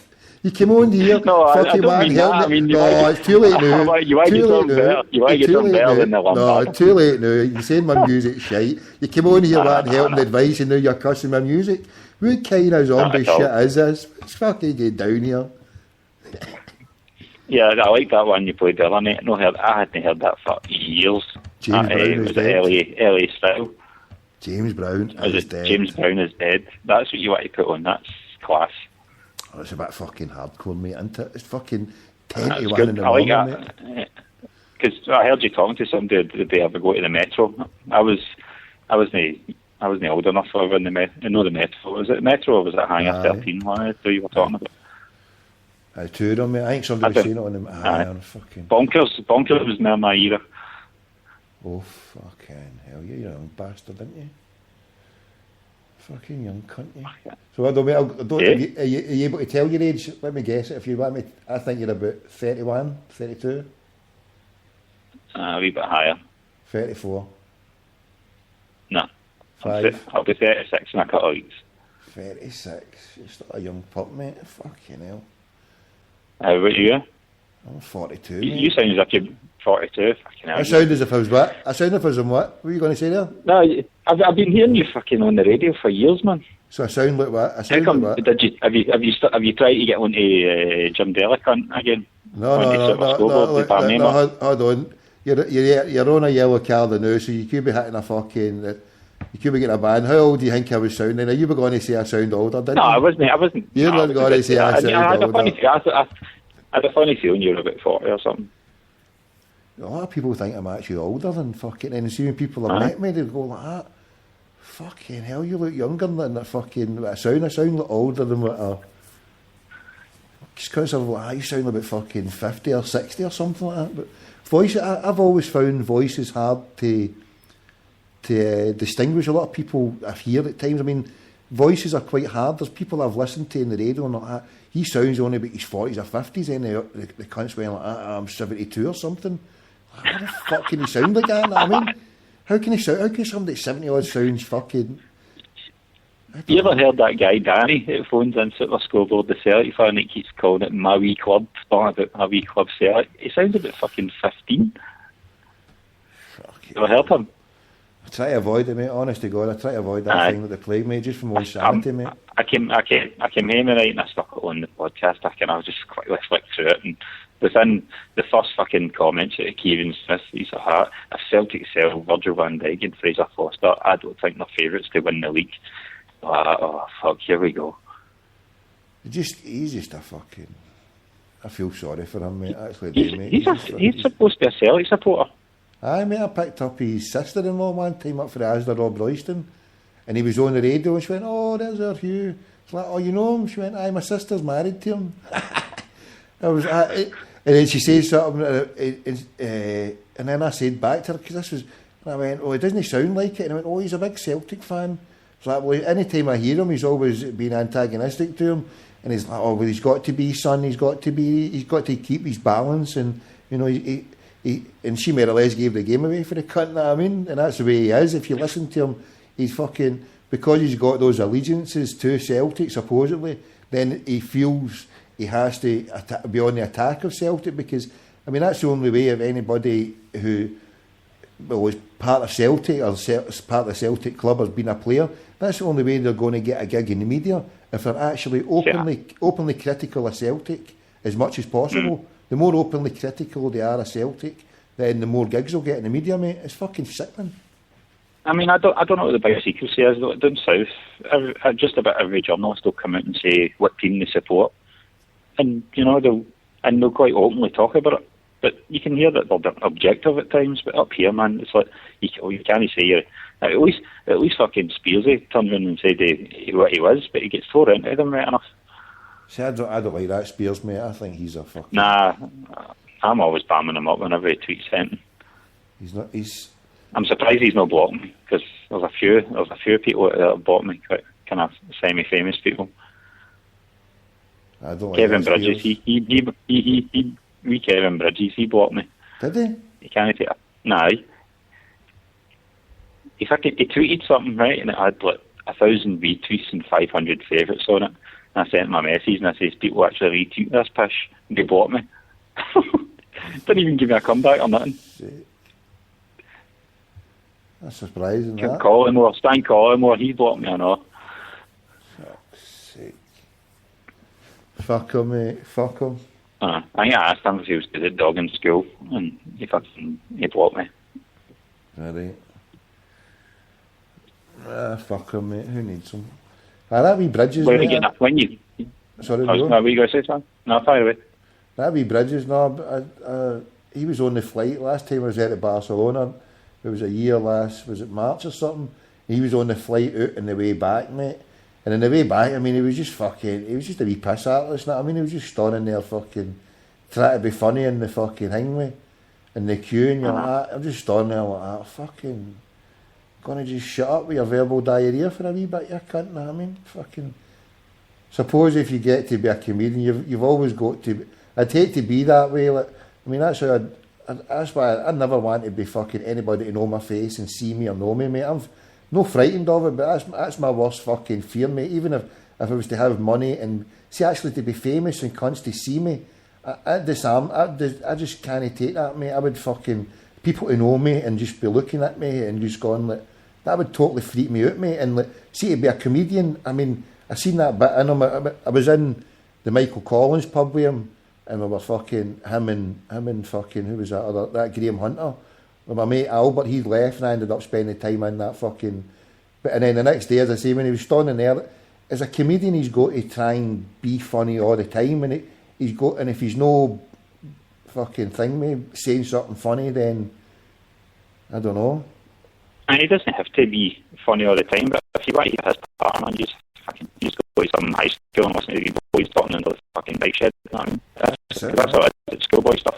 I know. That's what it sounded like when I was standing there. I was like that. I mean, the night before he seemed alright when we were in the fucking thing with Michael Collins, but then the next day, I was standing there, I'm like that. To be honest, he's just, what age is he anyway? I was trying to think, I was like, he is only 25, 26, like, he's just a fucking young boy, a whippersnapper, you know what I mean? Fucking, and like, when if you want to be a comedian, what you need to do is really just rehearse your lines, mate. You need to be good at just remembering what you're fucking, you go there and plan a set, mate, and just fucking have all the fucking things. I mean, that's what he does anyway, doesn't it? He goes and does a wee gig at the Stand Thingway Club, so does a wee gig there, and then he took his big one fucking on the back of doing a few, I've seen a few people mention it on the huddle board. He goes and does a wee few practice gigs in the Hangme, gets his material, obviously once he's got his material for fucking Hangme, and so then when he goes out to do the gigs, it's just the same fucking gigs over and over, the same gags over and over again at the same night, so he's not doing anything new. If you go to the same fucking concert the next night, you're just going to get the same shit, so he's just standing there rehearsing that, and any cunt can do that, mate. See if somebody was any cunt can do that. You just have to, you can even have a fucking prompter and just put it there, like somebody writes gags and goes for it, mate. Going to write some gags, mate. Anybody good at writing gags, and I'll go out and do it for us. Put a fucking mask on, I'll better have a big hijab and hide. That's the only thing I could do, mate. That's why I like Frankie Ball, because he writes all his own. He writes all his own stuff. He's a damage, old Frankie Ball. That's what he was. He wrote for other people, and then obviously they kind of, I said to him, why don't you do your own, you know? And I don't even think he likes doing stand up, to be honest. He prefers to write for other folk. But I hear you're saying about being famous and getting hassled. Did you see the shit the other day? Lee Griffiths was getting. I don't know if you've seen it on Twitter or anything like that. No, he was. I think it was Saturday. Somebody took a picture from some guy. He was standing at a cash machine at a train station. I think it may have been Central, and he's standing at a cash machine lifting money out. And there's a picture of some guy hanging over his shoulder while he's fucking trying to lift his money. And the guy's his mate or whatever took a photo. And basically said, I asked Lee Griffiths for a picture, and they said no, ignorant wee prick or something like he called him now, or called him Billy Big Tit. He basically fucking badmouthed him, and then Lee Griffiths has seen it and had a go at him and basically said, that's not the case, mate. I was running late for my train, I was trying to lift money out, I'm sorry, I didn't have time. And then there was a whole load of other people giving him a goose, but I retweeted it and I stuck up for him, and because I had a talk with him, I was talking to him that he follows me and I follow him, so we're talking a wee bit on, you know, direct message, and he's basically saying I'm taking shit and I've not done anything, and why is this happening? And I basically said, like, what you done in that pub, you know, you're going to take some stick. I said, the best way to shut these people up is stick a ball in the back of the net. He says, no, he's like, well, if I get my chance, I will, and there's nothing more I want to do and do well for this club, and, you know, and I've tried to put that thing behind me and stuff like that. And then I put a message out basically saying, and I showed the picture, basically saying, if somebody asked me for my picture while I'm fucking taking my pin in, I'd have probably hooked the guy. The guy looked shady as fuck, to be honest. That's it as well. If you're famous, then everybody thinks they'll get a piece of you, mate. Just exactly. It's a bad trip to win, mate. It doesn't help yourself. It doesn't help yourself. We get beat off a Legger last week, and then the day after he's tweeting a picture of his 800 quad trainers on Instagram. Is he? And I just get, it's just, I mean, just get with it. Stay away from social media. You get a bad result, just stay away from it. You know, it's a minefield. It's like the Celtic Twitter account, and anything they tweet, if you read all the responses, practically everything, it's just abuse about no spending money and people are well out, and, you know, get some decent players in, and, you know, just close it down for a bit. I sent him a message. Asking if I can do it for a couple of days, because the guy who's running it's fucking making a buzz it. So I don't know if they'll allow me some of the pictures I put out. Aye, Fanny Friday and fucking Tits Out Thursday. Right, everybody, can you just imagine you, right, everybody with a bird, with a Celtic tap on, we want her to lift it and get her tits on it, or in fact, we'll only put, you'll be like that, we want birds with Celtic taps painted on them. Aye, exactly. By the way, the following on Celtic Twitter account, we go for $250,000 to about $1 million within a day. Aye, you'd fucking have it ramped right up. I know if I can't like, so you had on, you'd 5,000, right, and then you went to fucking, you get kicked zero, out, and then fucking. I came I'm back. saying that, mate. I mean, see, even up to my purge a fucking year ago, the amount of fucking mans I've just fucking cleared off, mate. See, the way I look at Twitter, right, I don't think it... This is my debating platform here, right? I'm a debater and talker, right? See that Twitter, mate? I can't handle that for a debate. I just think it's so funny. So as soon as somebody wants to come on and fucking try something, I just lose the rag and just say, look, fucking bolt your cunt and get off my line. I mean, don't fucking... So I've lost about fucking 3,000. So I should have about 10,000. But as I say, as soon as I did this in the thing we call the Craigie White, I loved that day. The day after it, right? I watched me go up for 300. And the more I think about it now, I was just doing my wee Twitter. I wasn't really into it. I wasn't doing much messaging. But as soon as I did the Craigie White, it went from 300 to about 3,000 overnight. And so I've only put on 2,000 in like 2 years. In one day, I put on 3,000, and then the rest of the time I put on is 2,000. But I looked at that unfollow fucking thing, me, and I reckon I've kicked away about 3.5, maybe 4,000 in total. But you're some man. You had 5,000, lost them all, and now you've got 10,000. You're right, mate. You'd have about 2 million Celtic. You'd have about 2 million on Celtic by the end of the week, mate. But you've got to give the people what they want. You know what I mean? You don't take care of... They were doing it. Mind when Rangers get pumped out of Europe, or they had a bad result, and you'd always hear on the Monday. Who did you say? I'm talking about when they were alive back in the 90s, right? Hold on, you're ready in one yellow card. You said their name there, mate. That's a second yellow card, mate. You've not got much life left here. Okay. You better just go and start your fucking radio show now, mate. Go get your own radio show, because you get any more slip-ups, mate. You're on a fucking Sindai band. You've said fucking Manky Mob. I'm a novice, man. It doesn't matter, mate. You better go start your fucking show up, mate, at the any more of your fucking novice mistakes, you cunt. What were you saying, sorry? When the fucking zombie... the zombies. Sorry. Deco... When Deco would have a bad result, you'd get Minty Boys fucking on the Monday. He'd be like, oh, we're going to sign X for AC Milan or AC Milan for this player, but we're going to... It would deflect, attention away from the result that they've just had. The all-time top deflection. You remember the all-time top deflection? The casino, the revolving pitch, the pitch that has to get pulled outside, and we're going to have fucking... We're going to have Mike Tyson fighting fucking Evander Holyfield at the casino. How much was it costing again? 750 million or something? God knows, man. Moonbeams. Aye, moonbeams. Aye, but the other day, I obviously get that result. Then the Twitter feed puts out full time. Why you say a disappointing result, right? So that just got everybody's back up right away. And then they never said anything for about 24 hours.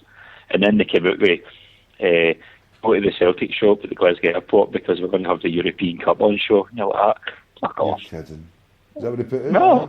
Aye, and honestly, the feedback they got was unbelievable. It was just, get yourself to fucking... Who is as dick as doing the Twitter feed? Just honestly.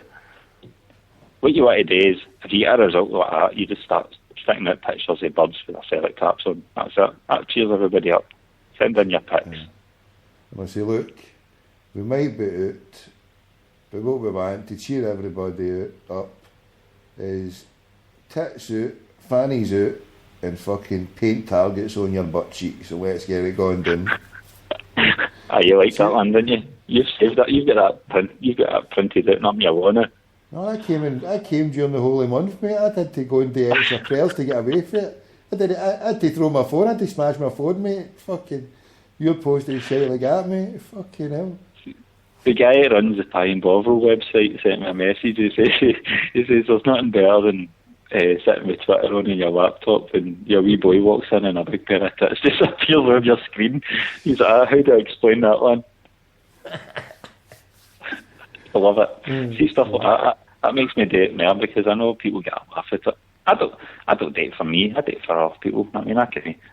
It's a good laugh. I just make sure when my 13-year-old boy sitting beside me on his wee iPad, I make sure the computer screen's turned the other fucking way when it's fucking you're about. You just see the Frankie Mackey, you're like, hold on, I won't scroll down anymore, I need to turn this computer around the wrong way here. Fucking. Well, I'm looking at that. You seen that now? Jesus, look at this. I'm just watching the news now with that digger hitting the bus. No. People are out with the guns in Israel. Was it a suicide? I've not even heard it. But they're pulling it all. He's went and shot him there. That must have been the fatal shot because they paused it there. There's somebody out with guns trying to shoot the boy in the digger. I think is that in Jerusalem? I've just turned it in here and I've just seen that. I've never seen it. Look at all these things. What's the news channel you watch? I watch, well, now I've got it on BBC because I don't know why I turned it on there, but normally I've got RT or I've got Press Al Jazeera or something like that. Al Jazeera or RT on my TV, and I've got Press TV in my wee netbook. Let's stop there now. God, they don't look half like a pair of fucking Muppets. I mean, God love them, but when you see them wearing their fucking wee stupid hats and their wee fucking half dreadlocks, what are these fucking crackpots all about, these Zionists? They fucking lost the plot in them. It's a subject I try and stay away from. I mean, it's bad shit what's happening there, but it's just.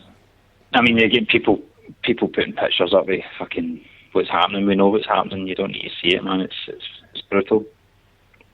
Well, we do, mate. I think we do. I disagree with you on that one because, see, the reason why it's got so bad now is because so many people have just turned the other cheek and just says, oh look, just let them get away with it. The poor Jews, the poor Israelis, they need to have space to do what they need to do because they were oppressed, they had so much terrible happen to them. Well, I'm fucking sorry. There's no excuse and there's no amount of pressure that you can go through and end up fucking turning it on at somebody else and doing it the exact same back. There's no point in trying to say it's 10 times worse or it's this or whatever. Massacre's a massacre, a genocide's a genocide, a fucking Holocaust. It's not a war. You can't say this is a war. And people putting pictures like that out there, I mean, it's sickening to see, mate. But I've seen it's horrific to see, mate, some of the stuff out there. But at least if people are going to put the picture out there, at least put a wee warning against it because, I mean, there'll be people looking at it and there'll be people that can't stop. They don't want to see that sort of stuff. But I don't know. It's not for me. It's not for me to argue. I know what's going on. I know what's wrong. The thing is, I mean, they're attacking fucking UN buildings now. The Israelis are getting missiles that could fucking poke the eye out a spider. I mean, there's no way they can misfire or mishit certain buildings. They can narrow it down to within a couple of fucking feet of what they want to hit. And they've been told where and what to hit. No, it's just pure targeted. It's just... Anyway, mate, I know what you're saying. It's no fucking... I mean, try not to mention... I came out tonight, no, you want to phone the Zionists, mate. I'd made a plan not to phone these bastards tonight to try and fucking... Because it only does my nutting, mate. I mean, it's just... I mean, in a way, it's just fucking... End up doing... I mean, the more I look at it and the more I watch it, then... I mean, the more helplessness it makes you feel. I mean, the more hopelessness. Like, what can you really do? But I just feel... I mean, well, I can't turn away. You can't, for me anyway, mate. I can't turn away and say, "Oh well, I'll not look at it." I mean, I go like the day, most of the day, I've kept away from Press TV because that Press TV. I mean, they don't spare the gruesome images. I mean, you watch BBC and all that, you don't see anything gruesome on that. But that Press TV, you see some hell of a gruesome images, mate. But if people are suffering that way, mate, in that way, then the world has got to see what it is like in order for these bastards to stop, mate, because the more pressure that people put on these bastards to fucking... Oh, it's just fucking... Anyway. Listen, man, I'm going to shoot the craw. I'm sorry for keep going too long, mate. I'm sorry for fucking... No, it's cool. It's cool. I don't mean talking shite. It's better than tweeting shite, so... Well, listen, mate, next time, come back on, talk any time, mate. You know you're always more than welcome. Next time I'll try and have some fucking pre-planned subjects that we can get into, rather than just talking off the cuff. Aye, no problem, mate. Whatever, mate, I go for it. Alright. Good, mate, I go for it. Because then I'm always good to bounce off it. I'm always good. See, if somebody's got something there, like, I can bounce off of that and say something, because a lot of the time, I mean, I'll just shoot the shit and say anything, mate, but if somebody's saying something, then I'm more akin to that and doing that. Whatever, mate, come back on any time. You know, you're always welcome, mate. God bless, Frankie. Right, speak to you soon. Aye, no bother, man. Right, I'll catch you later. Bye bye. See you.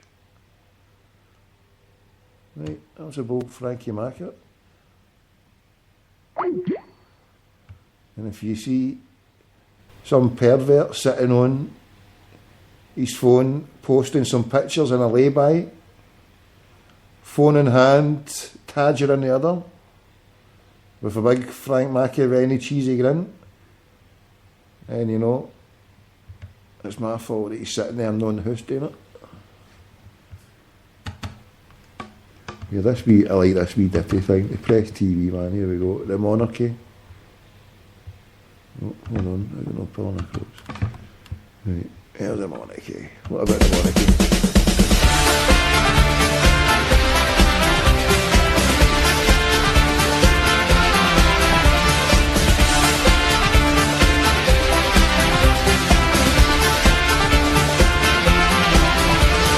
Poacher come with his poacher's gun, out in the woods to shoot someone. My lord, your time has come, right between the eyes. Felled his master not by chance, away with pomp and circumstance. Come join our merry dance to the rhythm of goodbye. Farewell the jewel crown, farewell the velvet gown. Watch it all come tumbling down, goodbye to the crown.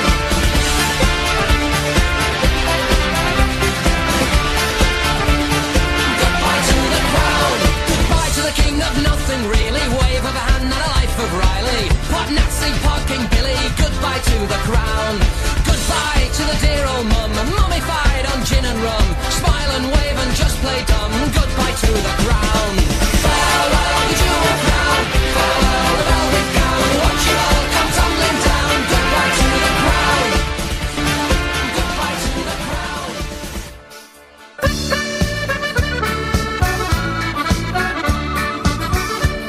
Oh, the empire is finished, no foreign lands to seize. So the greedy eye of England is turning towards the seas.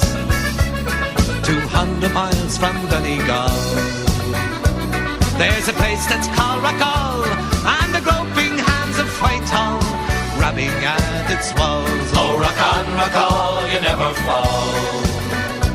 For Britain's greedy hands, or you meet the same resistance like you did in many lands.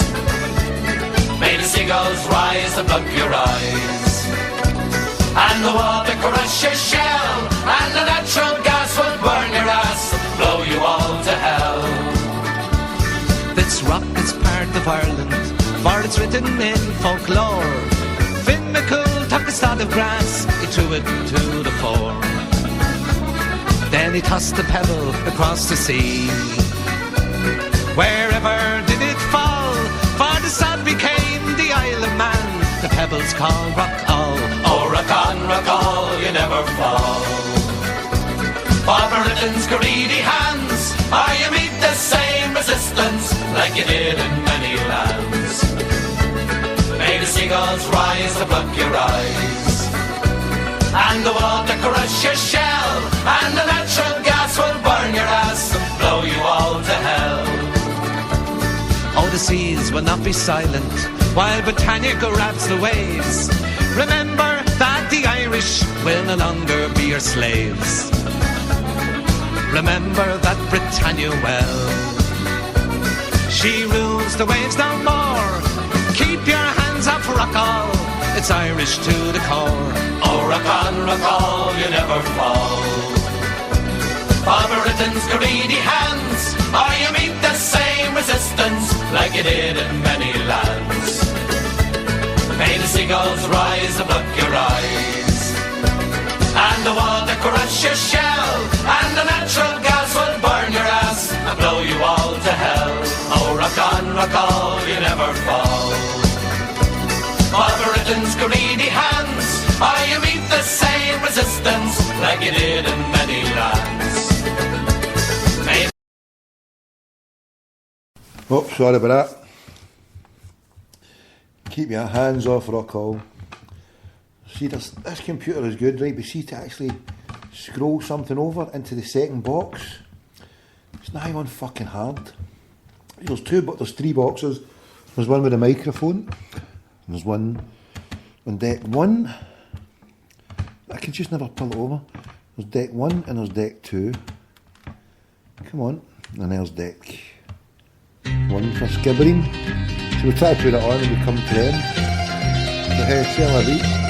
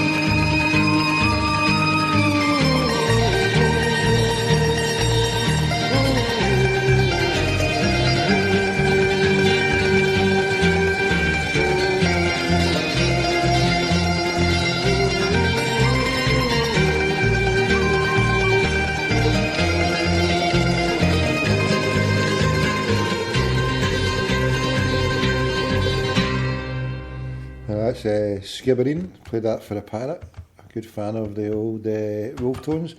And now, I can't believe I'm going this far and doing this, but if anybody wants to know, his name is Charles, he's on the huddle board.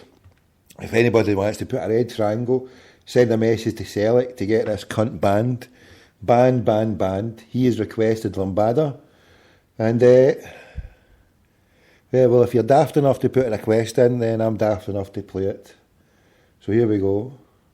Lamb fucking Bada.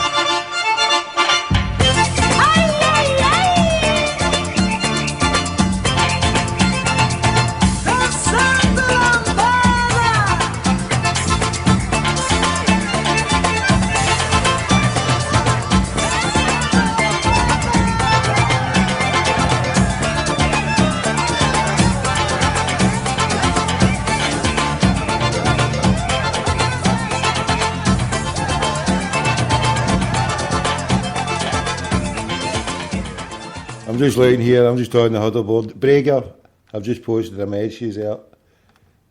0141 416 1888. We want to hear your dulcet tones on the line just now. Brager, we want to hear you. Where are you?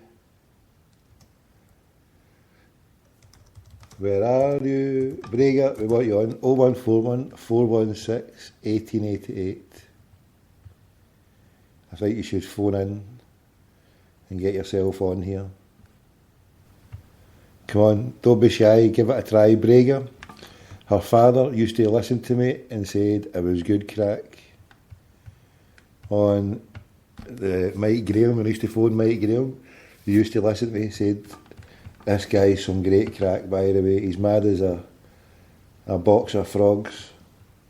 He's as mad as a brush with no head. She said that mad bastard's on the fucking huddle board. So I think I even gave a shout out. I even gave a shout out for your father. There you go. I don't do that for any old person. Gave a shout out for your father on the fucking this radio, on normal radio. And what can you reply? You can't even get back to me. You can't get back to me with some crack, right? It's a free call because you just phone and hang up and I'll phone you back on 0141 416 1888. Don't be shy, give it a try. Come on, Brager, get your finger out. Come on, enough. I'm not taking any excuses. If you don't phone in, I'm going to be phoning my good pal, Chuck, or Selleck, to get you banned for the huddle board. Again. I remember, I thought you'd get banned for it for a while. You were off it for a while. What happened? Right, we're getting you a ban. If you don't come on here, we're getting you banned. Come on, Brager, we're all waiting for you. Hurry up. Don't be shy, give it a try. Come on. Brager, where are you? Come on. Right, I'm on strike. I'm not playing anything, I'm not doing anything until Brager phones in. Come on. Right, we'll play a tune for you. Right, we'll play... Hold on, what tune will we play? Brager, are you there? Is she still there? Are you away? I'm playing a tune for you, stay there, hold on. Where is it when you want it? I was here. Ah, there, it's right in the corner there, right. So we're going to have to play a wee tune for Brager. And we're just loading it up. Come on. If you're there, refresh it. She was moaning about somebody else with bad crack, so come on, get yourself on here. Albini. Right. Albini. You're coming on, you're the standby. You're an accomplice. You agreed with her, so you've got to come on, you're on standby. Brager or Albini. Right, I'll play this tune, see if I can pull this across. I think we took this tune up to about there last night or the night before.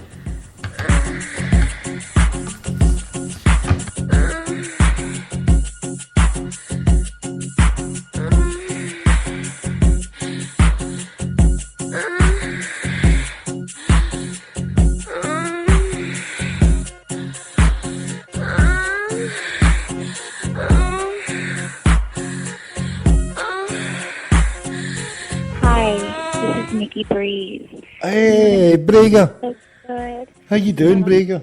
Moonlight Bunny Ranch and play with me. Oh. You at the Moonlight Bunny Ranch, Brager? Oh.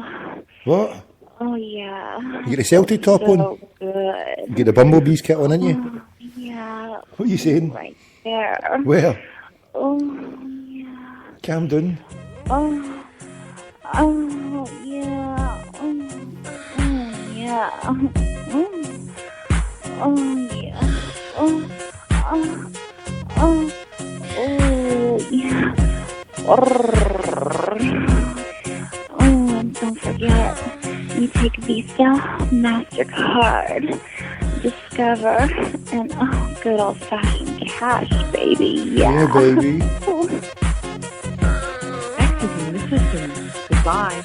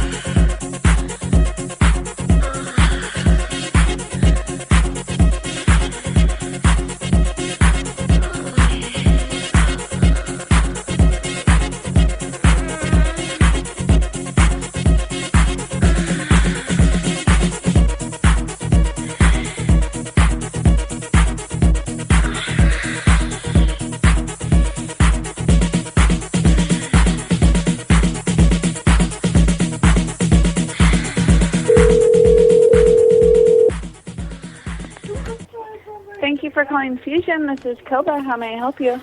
Hi, Koba. How you doing? Is this a marijuana medical dispensary? It is.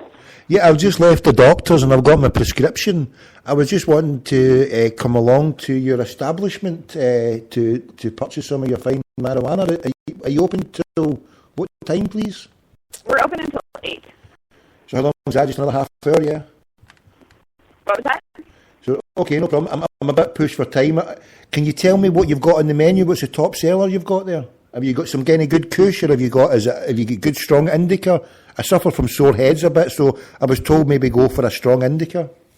Oh, yeah, we definitely do. What do you recommend for a sore head, a real banging sore head? What would you recommend? We have one called Alien Kush that's really heavy, and it's got a really high CBD content, which is good for pain. What percentage are you talking about there, Koba? It's called Alien Kush. And what kind of percentage are you talking about there for the It's got 1% of CBD. What about THC and what's you talking for that? 24% THC. So basically, you're just going flat out then. You're just hibernating into a ball and just wipe out time. Is it good for a good sleep? Yeah. It's good for sleep and it's good for pain. And yeah, I mean, I suffer from headaches. Would you recommend it for any other types of pain at all? You know, back pain or anything like that, or? Yeah, we actually have topicals too, like lotions and things that you can rub onto your sore spots that work really well. And what about eczema? I mean, is there any creams for something like eczema? I've never spoke to my doctor about that today, but it was just mostly my headaches. But can you put any kind of creams you could put on, any hemp creams that would maybe, instead of putting steroids on it, the doctor gives you? Yeah, we have hand creams and oils and things like that are good for sores, and just an all-around lotion or an all-around oil, and it's good for scars and things like that. Yeah, cool. And as if I'm wanting to not get too high during the day, if you got something there you'd be able to recommend that would be kind of, middle of the road, able to do a job and have some good crack? Is there something that's quite light in the head that you could recommend? Yeah, we also have medibles too, like the food, and those are good because you can eat a little bit and then wait to see how it affects you, and those aren't going to get you too out of control if you start slow and work your way up, because we have smaller dose ones and then we have larger dosage ones. And you mentioned there 24% THC. Is there any one higher than the THC? Have you got any strains that are higher than that 24%? We don't. No, so that was the strongest. Then that was called, what was that, Alien Kush? Yes. And what's that a cross between? Can you tell me what was the different plants it was crossed between? I'm actually not quite sure what the cross is. No, okay. Have you got it on your website? I can go and check it. Is your website Fusion? I do. It is on the website. FusionMMJ.com? FusionMMJ.com, yep. It's all on there about prices and everything, yeah? Yes, we have everything. We have all of our information on all of the products that we sell on our website. It's a wonderful thing. As you can tell, I'm not from around these parts. I've just moved here, but it's like heaven for the stoner, isn't it? I mean, have you lived here all your life yourself? What was that? Sorry. It's like heaven for the stoner about this part. So have you been living here all your life? Yeah. Cool. Okay, listen, well, I'll try and pop round later on. Sorry, it was Koba, wasn't it? You said Koba? Yes. Okay, listen, I'm sorry to bother you, but thanks for your time and No, take you're care. fine. It's totally fine. So I'll try and get along there as soon as, yeah? Yeah. Is it in Dexter Avenue, yeah? Is that what it is, Yeah, 1602? 1602. Listen, God bless. Hopefully I'll speak to you soon. All right, sounds good. Have a good one. Take care, bye. All right, bye. Right, that's Fusion Medical Marijuana. Fusion Medical Marijuana, right. So Alien Kush, you have Alien Kush, 24%, 1% cannabinoid. Right, you can make a bit of canna butter. You get that in there. Marijuana, so Mary Jane, somewhere in 420. And you're out like a light. Here we go, let's try some competition. We're going to the Dockside Co-op.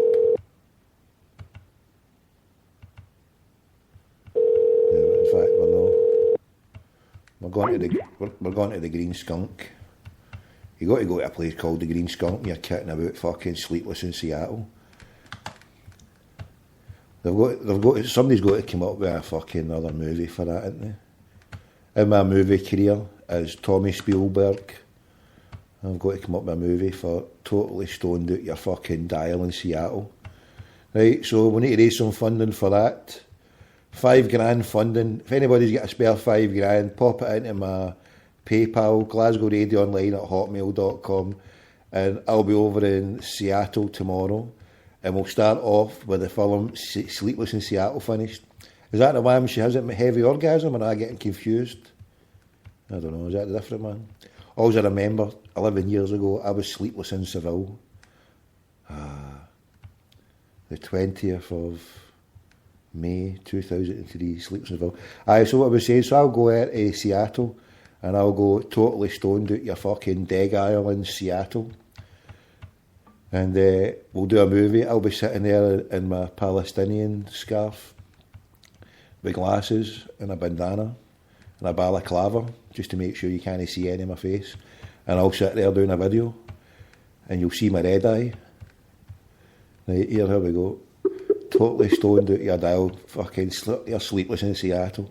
You can't be sleepless in Seattle when the places went tits up. The fucking Green Skunk Seattle marijuana fucking dispensary is out of business. A greener today. Yes, right, so who's got the 5 bags of sand? 5 bags of sand, and I'm off to Sleepless in Seattle to prove that you cannot now ever be sleepless in Seattle. You can only be stoned out your fucking frothy bits and hanging about like a bus ball all day. A Greener Today, this is Katie. How can I help you? Katie, how you doing? This is Tommy Gold, Glasgow Radio Online. I was phoning from the UK. We're doing a programme regarding marijuana, and we're looking to legalise it over in the UK. I was wondering if I could speak to someone there regards the legalisation of marijuana at all. Yeah, let me... 1 second, I'll grab my manager. Cool, thanks, Katie.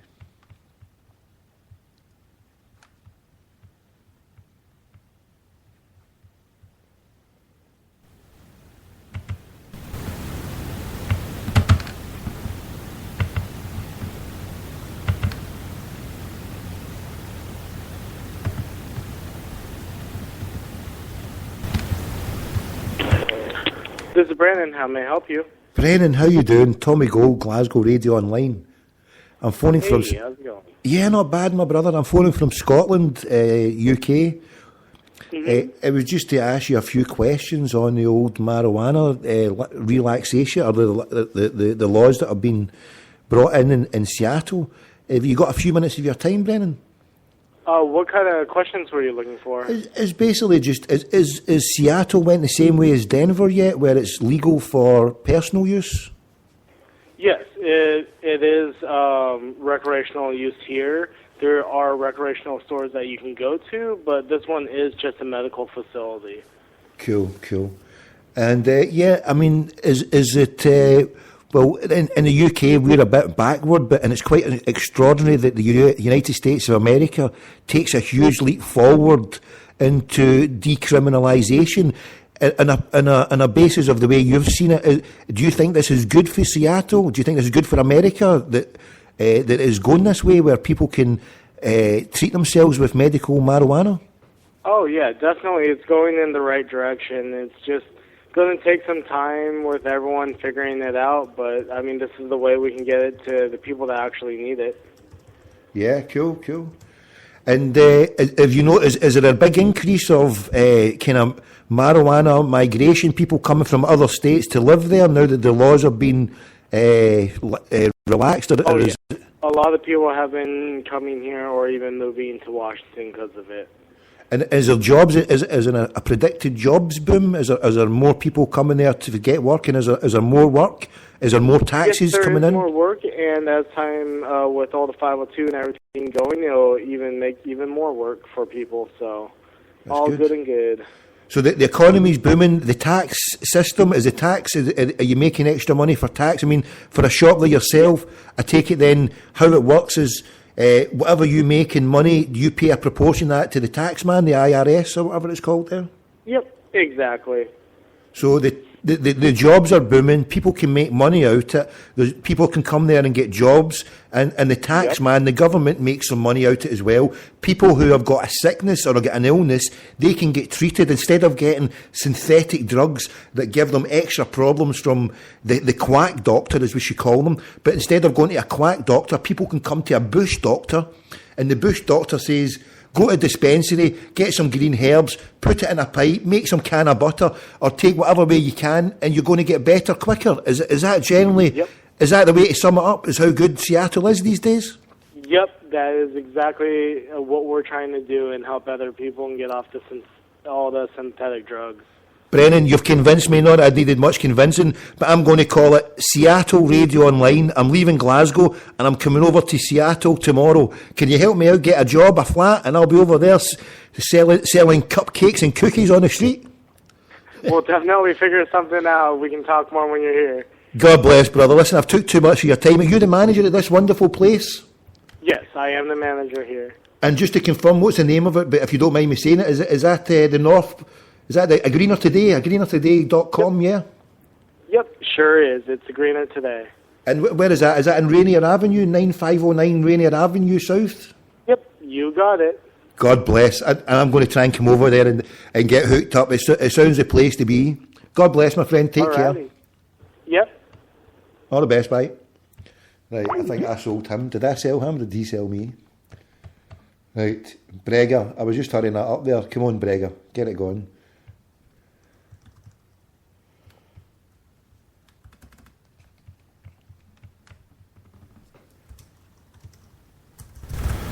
Right. Right, hold on, come on. Right, Breggy, you there? Right, 0141 416 1888. So we've had men from the Huddleboard phoning, we've had ladies phoning before in the shape of the Baldooner. So what we're now wanting is a world first. We have now running out of time, we've got less than 20 minutes to go, and we're looking for a world first. We're looking for a female, a lady, a woman, a Sheila from the Huddleboard to come on to Crackpot McDougall's radio and say your piece. The question is, have you got the hormones for it? So we'll put it out here. So Brega, no, I won't treat you like I did to JPT. I was emotionally, how can I put it? I was going through my man period, okay? I was sitting there greeting, watching the poor Palestinians get slaughtered. At the same time, he says, well, I can't really do anything about it. Which obviously can. He being part of Celtic, he's got to mind his P's and Q's, and I should have known that, but I was a bubbling wreck watching Press TV. There I go now. What's on in there now? It's in the background. Turn it up, let's see it.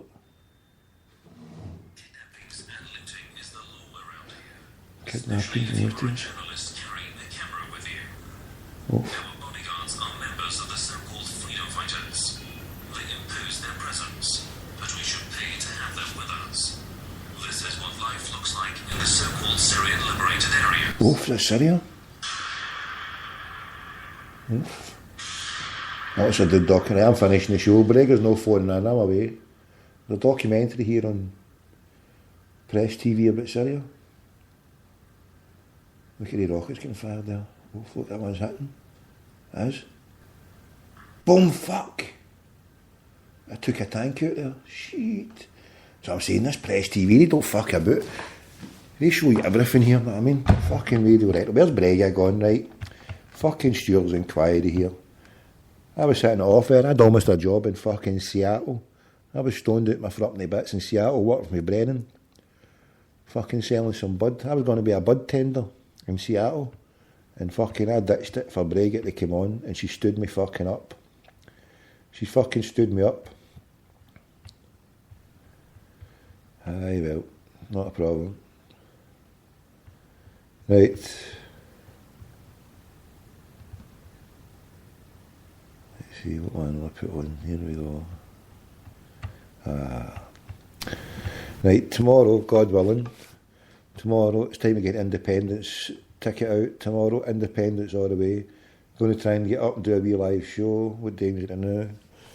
2, so we're finishing off 2. We get a nice wee sleep, so maybe up tomorrow lunchtime. Lunchtime show, straight on, independence, all the way. Get some phone calls out there. Anybody in the huddle board, we need help here, serious help. We need mobile numbers. Anybody with a mobile company, can anybody siphon mobile numbers off? Get loads of mobile numbers. Landlines, not too good. Too many old age codgers. God love them all, but they're not going to be here when they're needed in 20, 30 years' time, when we're free of England and we've got to go and work like fucking 20-hour shifts just to stop the lights going out. Yes, it's going to be fucking misery once we get our own gig, but at least we'll be able to say we're doing it ourselves. Right, and if we get independence, I'm going to go and stand for the new fucking election. There you go. If we get Parrott's away. He went away 15 minutes ago. Fucking shocking. Absolute fucking shocking, mate. Parrott is away. Parrott's a fucking way. It's fucking shocking, right? How he gets to just fucking swan in, then he fucking bolts once he's done his job, I mean. We're waiting in Braga, we're not getting a response. I've been fucking stood up. Going for a kip now. I'm working in the morning, but I'll come on some other night. Oh, TCB87, he's coming to Seattle with me. Right, we'll fucking pony up with Osh and we'll go tomorrow, you cunt. Played 90 minutes, I think it was 8 minutes, but played 90 minutes and couldn't score. Watch how much go for. Who's this?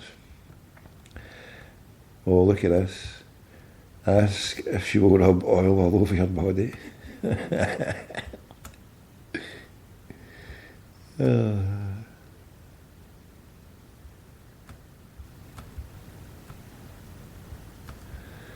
Okay then, right, I'll let her go. Right, everybody see that there, she said we're going, right, what will we phone now? That's right, well, oh look, the DVA of LA, I've not phoned those mad fucking bastards, you remember these? Hold on, DV of LA, they're still there.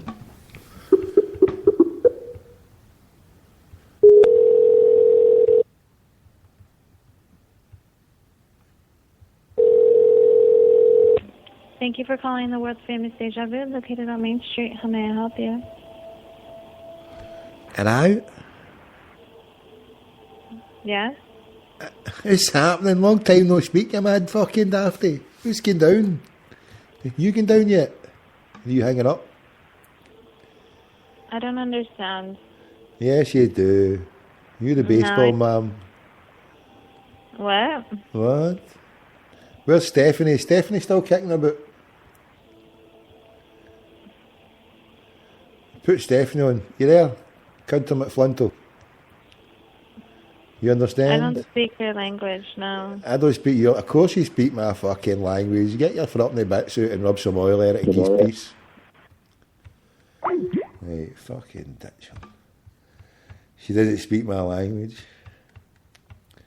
Right, if you start pulling out 20 bangers, that's the fucking language, you know.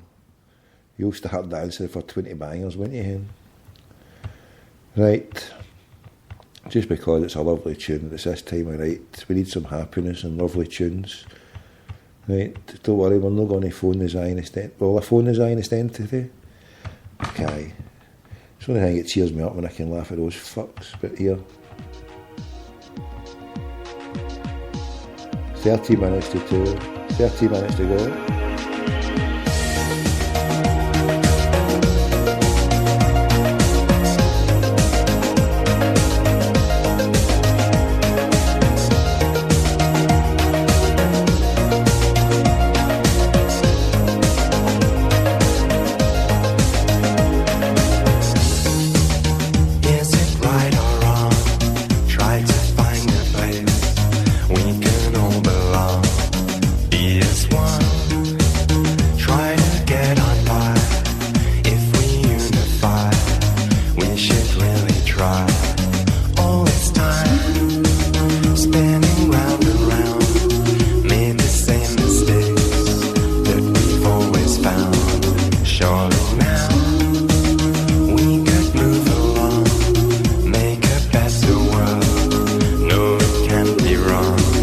Let's come together right now.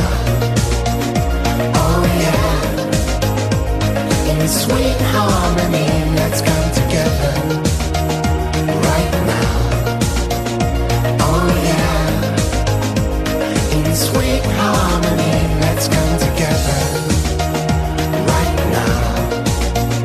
Oh yeah. In sweet harmony, let's come together right now.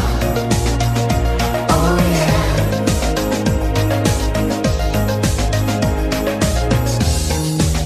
Time is running out, let there be no doubt. We should sort things out if we care, like we say we do, not just empty words for a week or two.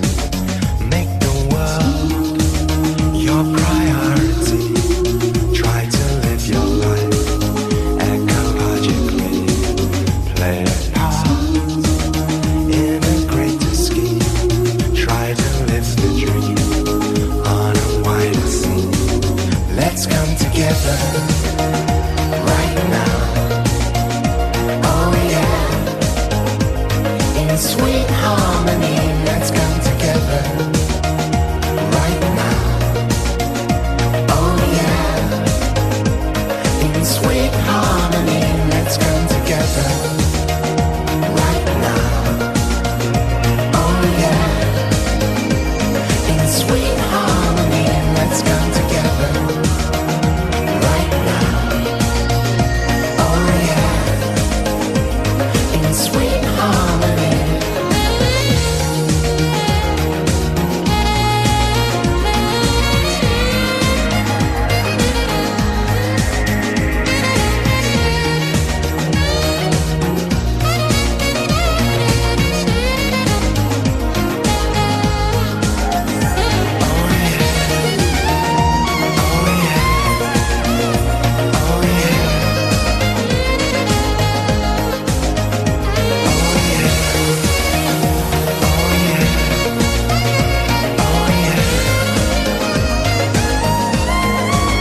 Let's come together right now.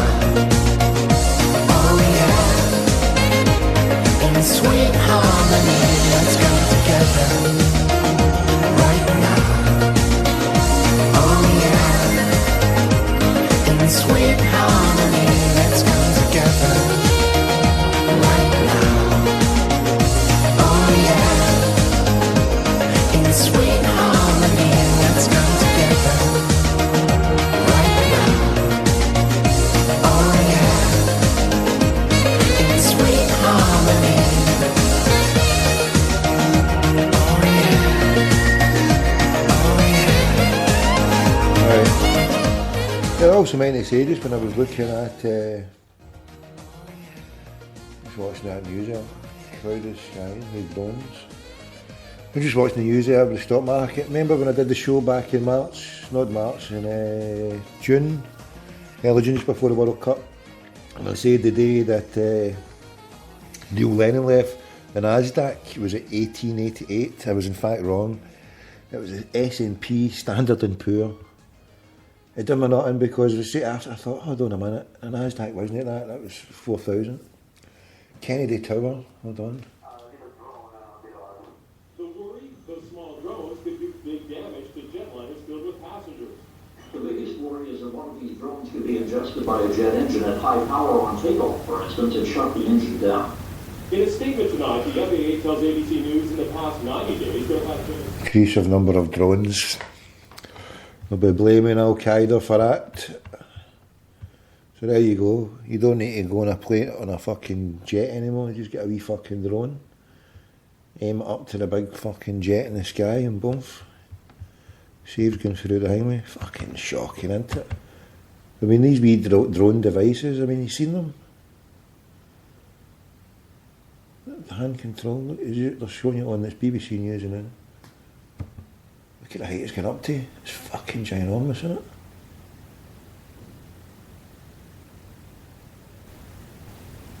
That'd be a good wee investment, a wee drone, put a wee camera on it, fly it about. There's laws actually, you can't let the fucking thing go out of sight, apparently. Yeah, it'd be a good crack that, wouldn't it? I wouldn't mind getting that for a wee tool. Putting one of the wee cameras on it, a wee flying thing. And provide a commentary. Yeah, you sit there providing a commentary, and we're flying through Glasgow here today as we swept down on these mad bastards in the garden, and look, that lassie has got her tits out there. In fact, in its garden, there's two are shagging in the back. It's 76 degrees in Glasgow. There's a lassie with her tits out, somebody's shagging. And we've got the drone action flying over the south side of Glasgow. We're looking over the gardens of the Rugland as we go through Rugland into Burnside. There's a wee JK for the Castle Mankey robbing into a BMW. He's got it hot wired and he's off. And we're following him all the way down here. Don't call 911. We're fucking doing that O.J. Simpson ride. Me and this wee crackerjack. What's this, Ronald Reagan? Who's he? Oh, the poor guy who got shot with Ronald Reagan. He ended up dying, wasn't it? James Brady. Remembering James Brady, dead at 73. He took a bullet for that old fool. Hopefully I'll just showing you again the bullets for fucking... 69 days when those shots rang out in Washington on March 30th, 1981. One bullet striking Reagan in the chest, another penetrating Brady's skull. He was presumed dead. We are here. Right, so we're coming up to the finishing bit. So tomorrow, God willing, we're on live tomorrow during the day.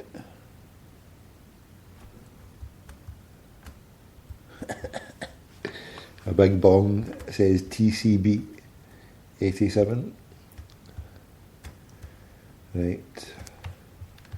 Yes, no longer sleepless in Seattle. It's tripped out your fucking skull, numbed. 24% THC. Oof. You're going for a lie down once that fucking hits you, I tell you. Tom, you sound like old. You could have fathered me for time. Dr. King Schultz, you're on a banning order, you fucking... Never mind an ASBO, you're on an ASBO, a Tommy ASBO banning order. Listening in the middle of the bush in Queensland. McLafferty. Is that in the Gold Coast? I was going to phone up a Gold Coast radio station, right? But they've not got it. It says it's not got it online. I heard that mad dafty yesterday fucking saying, oh, the Gold Coast. I've got 2 GB, what's that one? There's a Gold Coast radio. I was going to phone them up, but it's not even online. What's that about? Play us a tune, you mad crackpot. 4 minutes ago. Away you and flying shite at the fucking moon. Play you a tune? Do you fucking think this is? Fucking play you a tune? Right, okay. Right, since you're in Queensland, Australia, I'll play you a letter from America, you fan down. Right, a letter from Queensland, from McLafferty. He says, Scotland vote yes, or I'm not coming back home again. Right, when you go, pat your turnips tea cakes, 'cause they're running out of stock over here. When you go to Queensland, don't go shagging the local Sheilas. There's your radio fucking mental at McLafferty.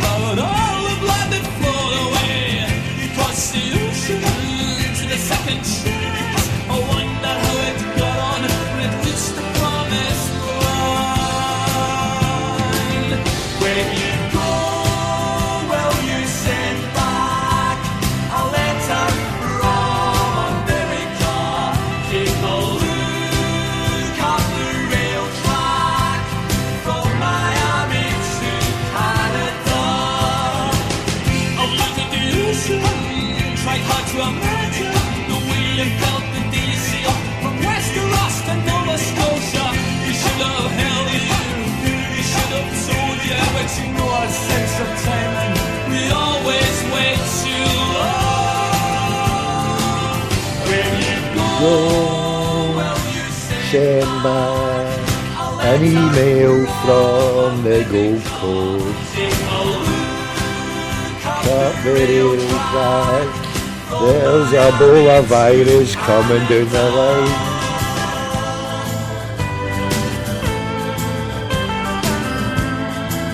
Thatcher no more, Reagan no more, Bush no more, Sharon no more, the illegal Zionist entity no more, Nazism no more, Zionism no more, scumbags no more, Rangers no more, Zionism no more, Thatcher no more.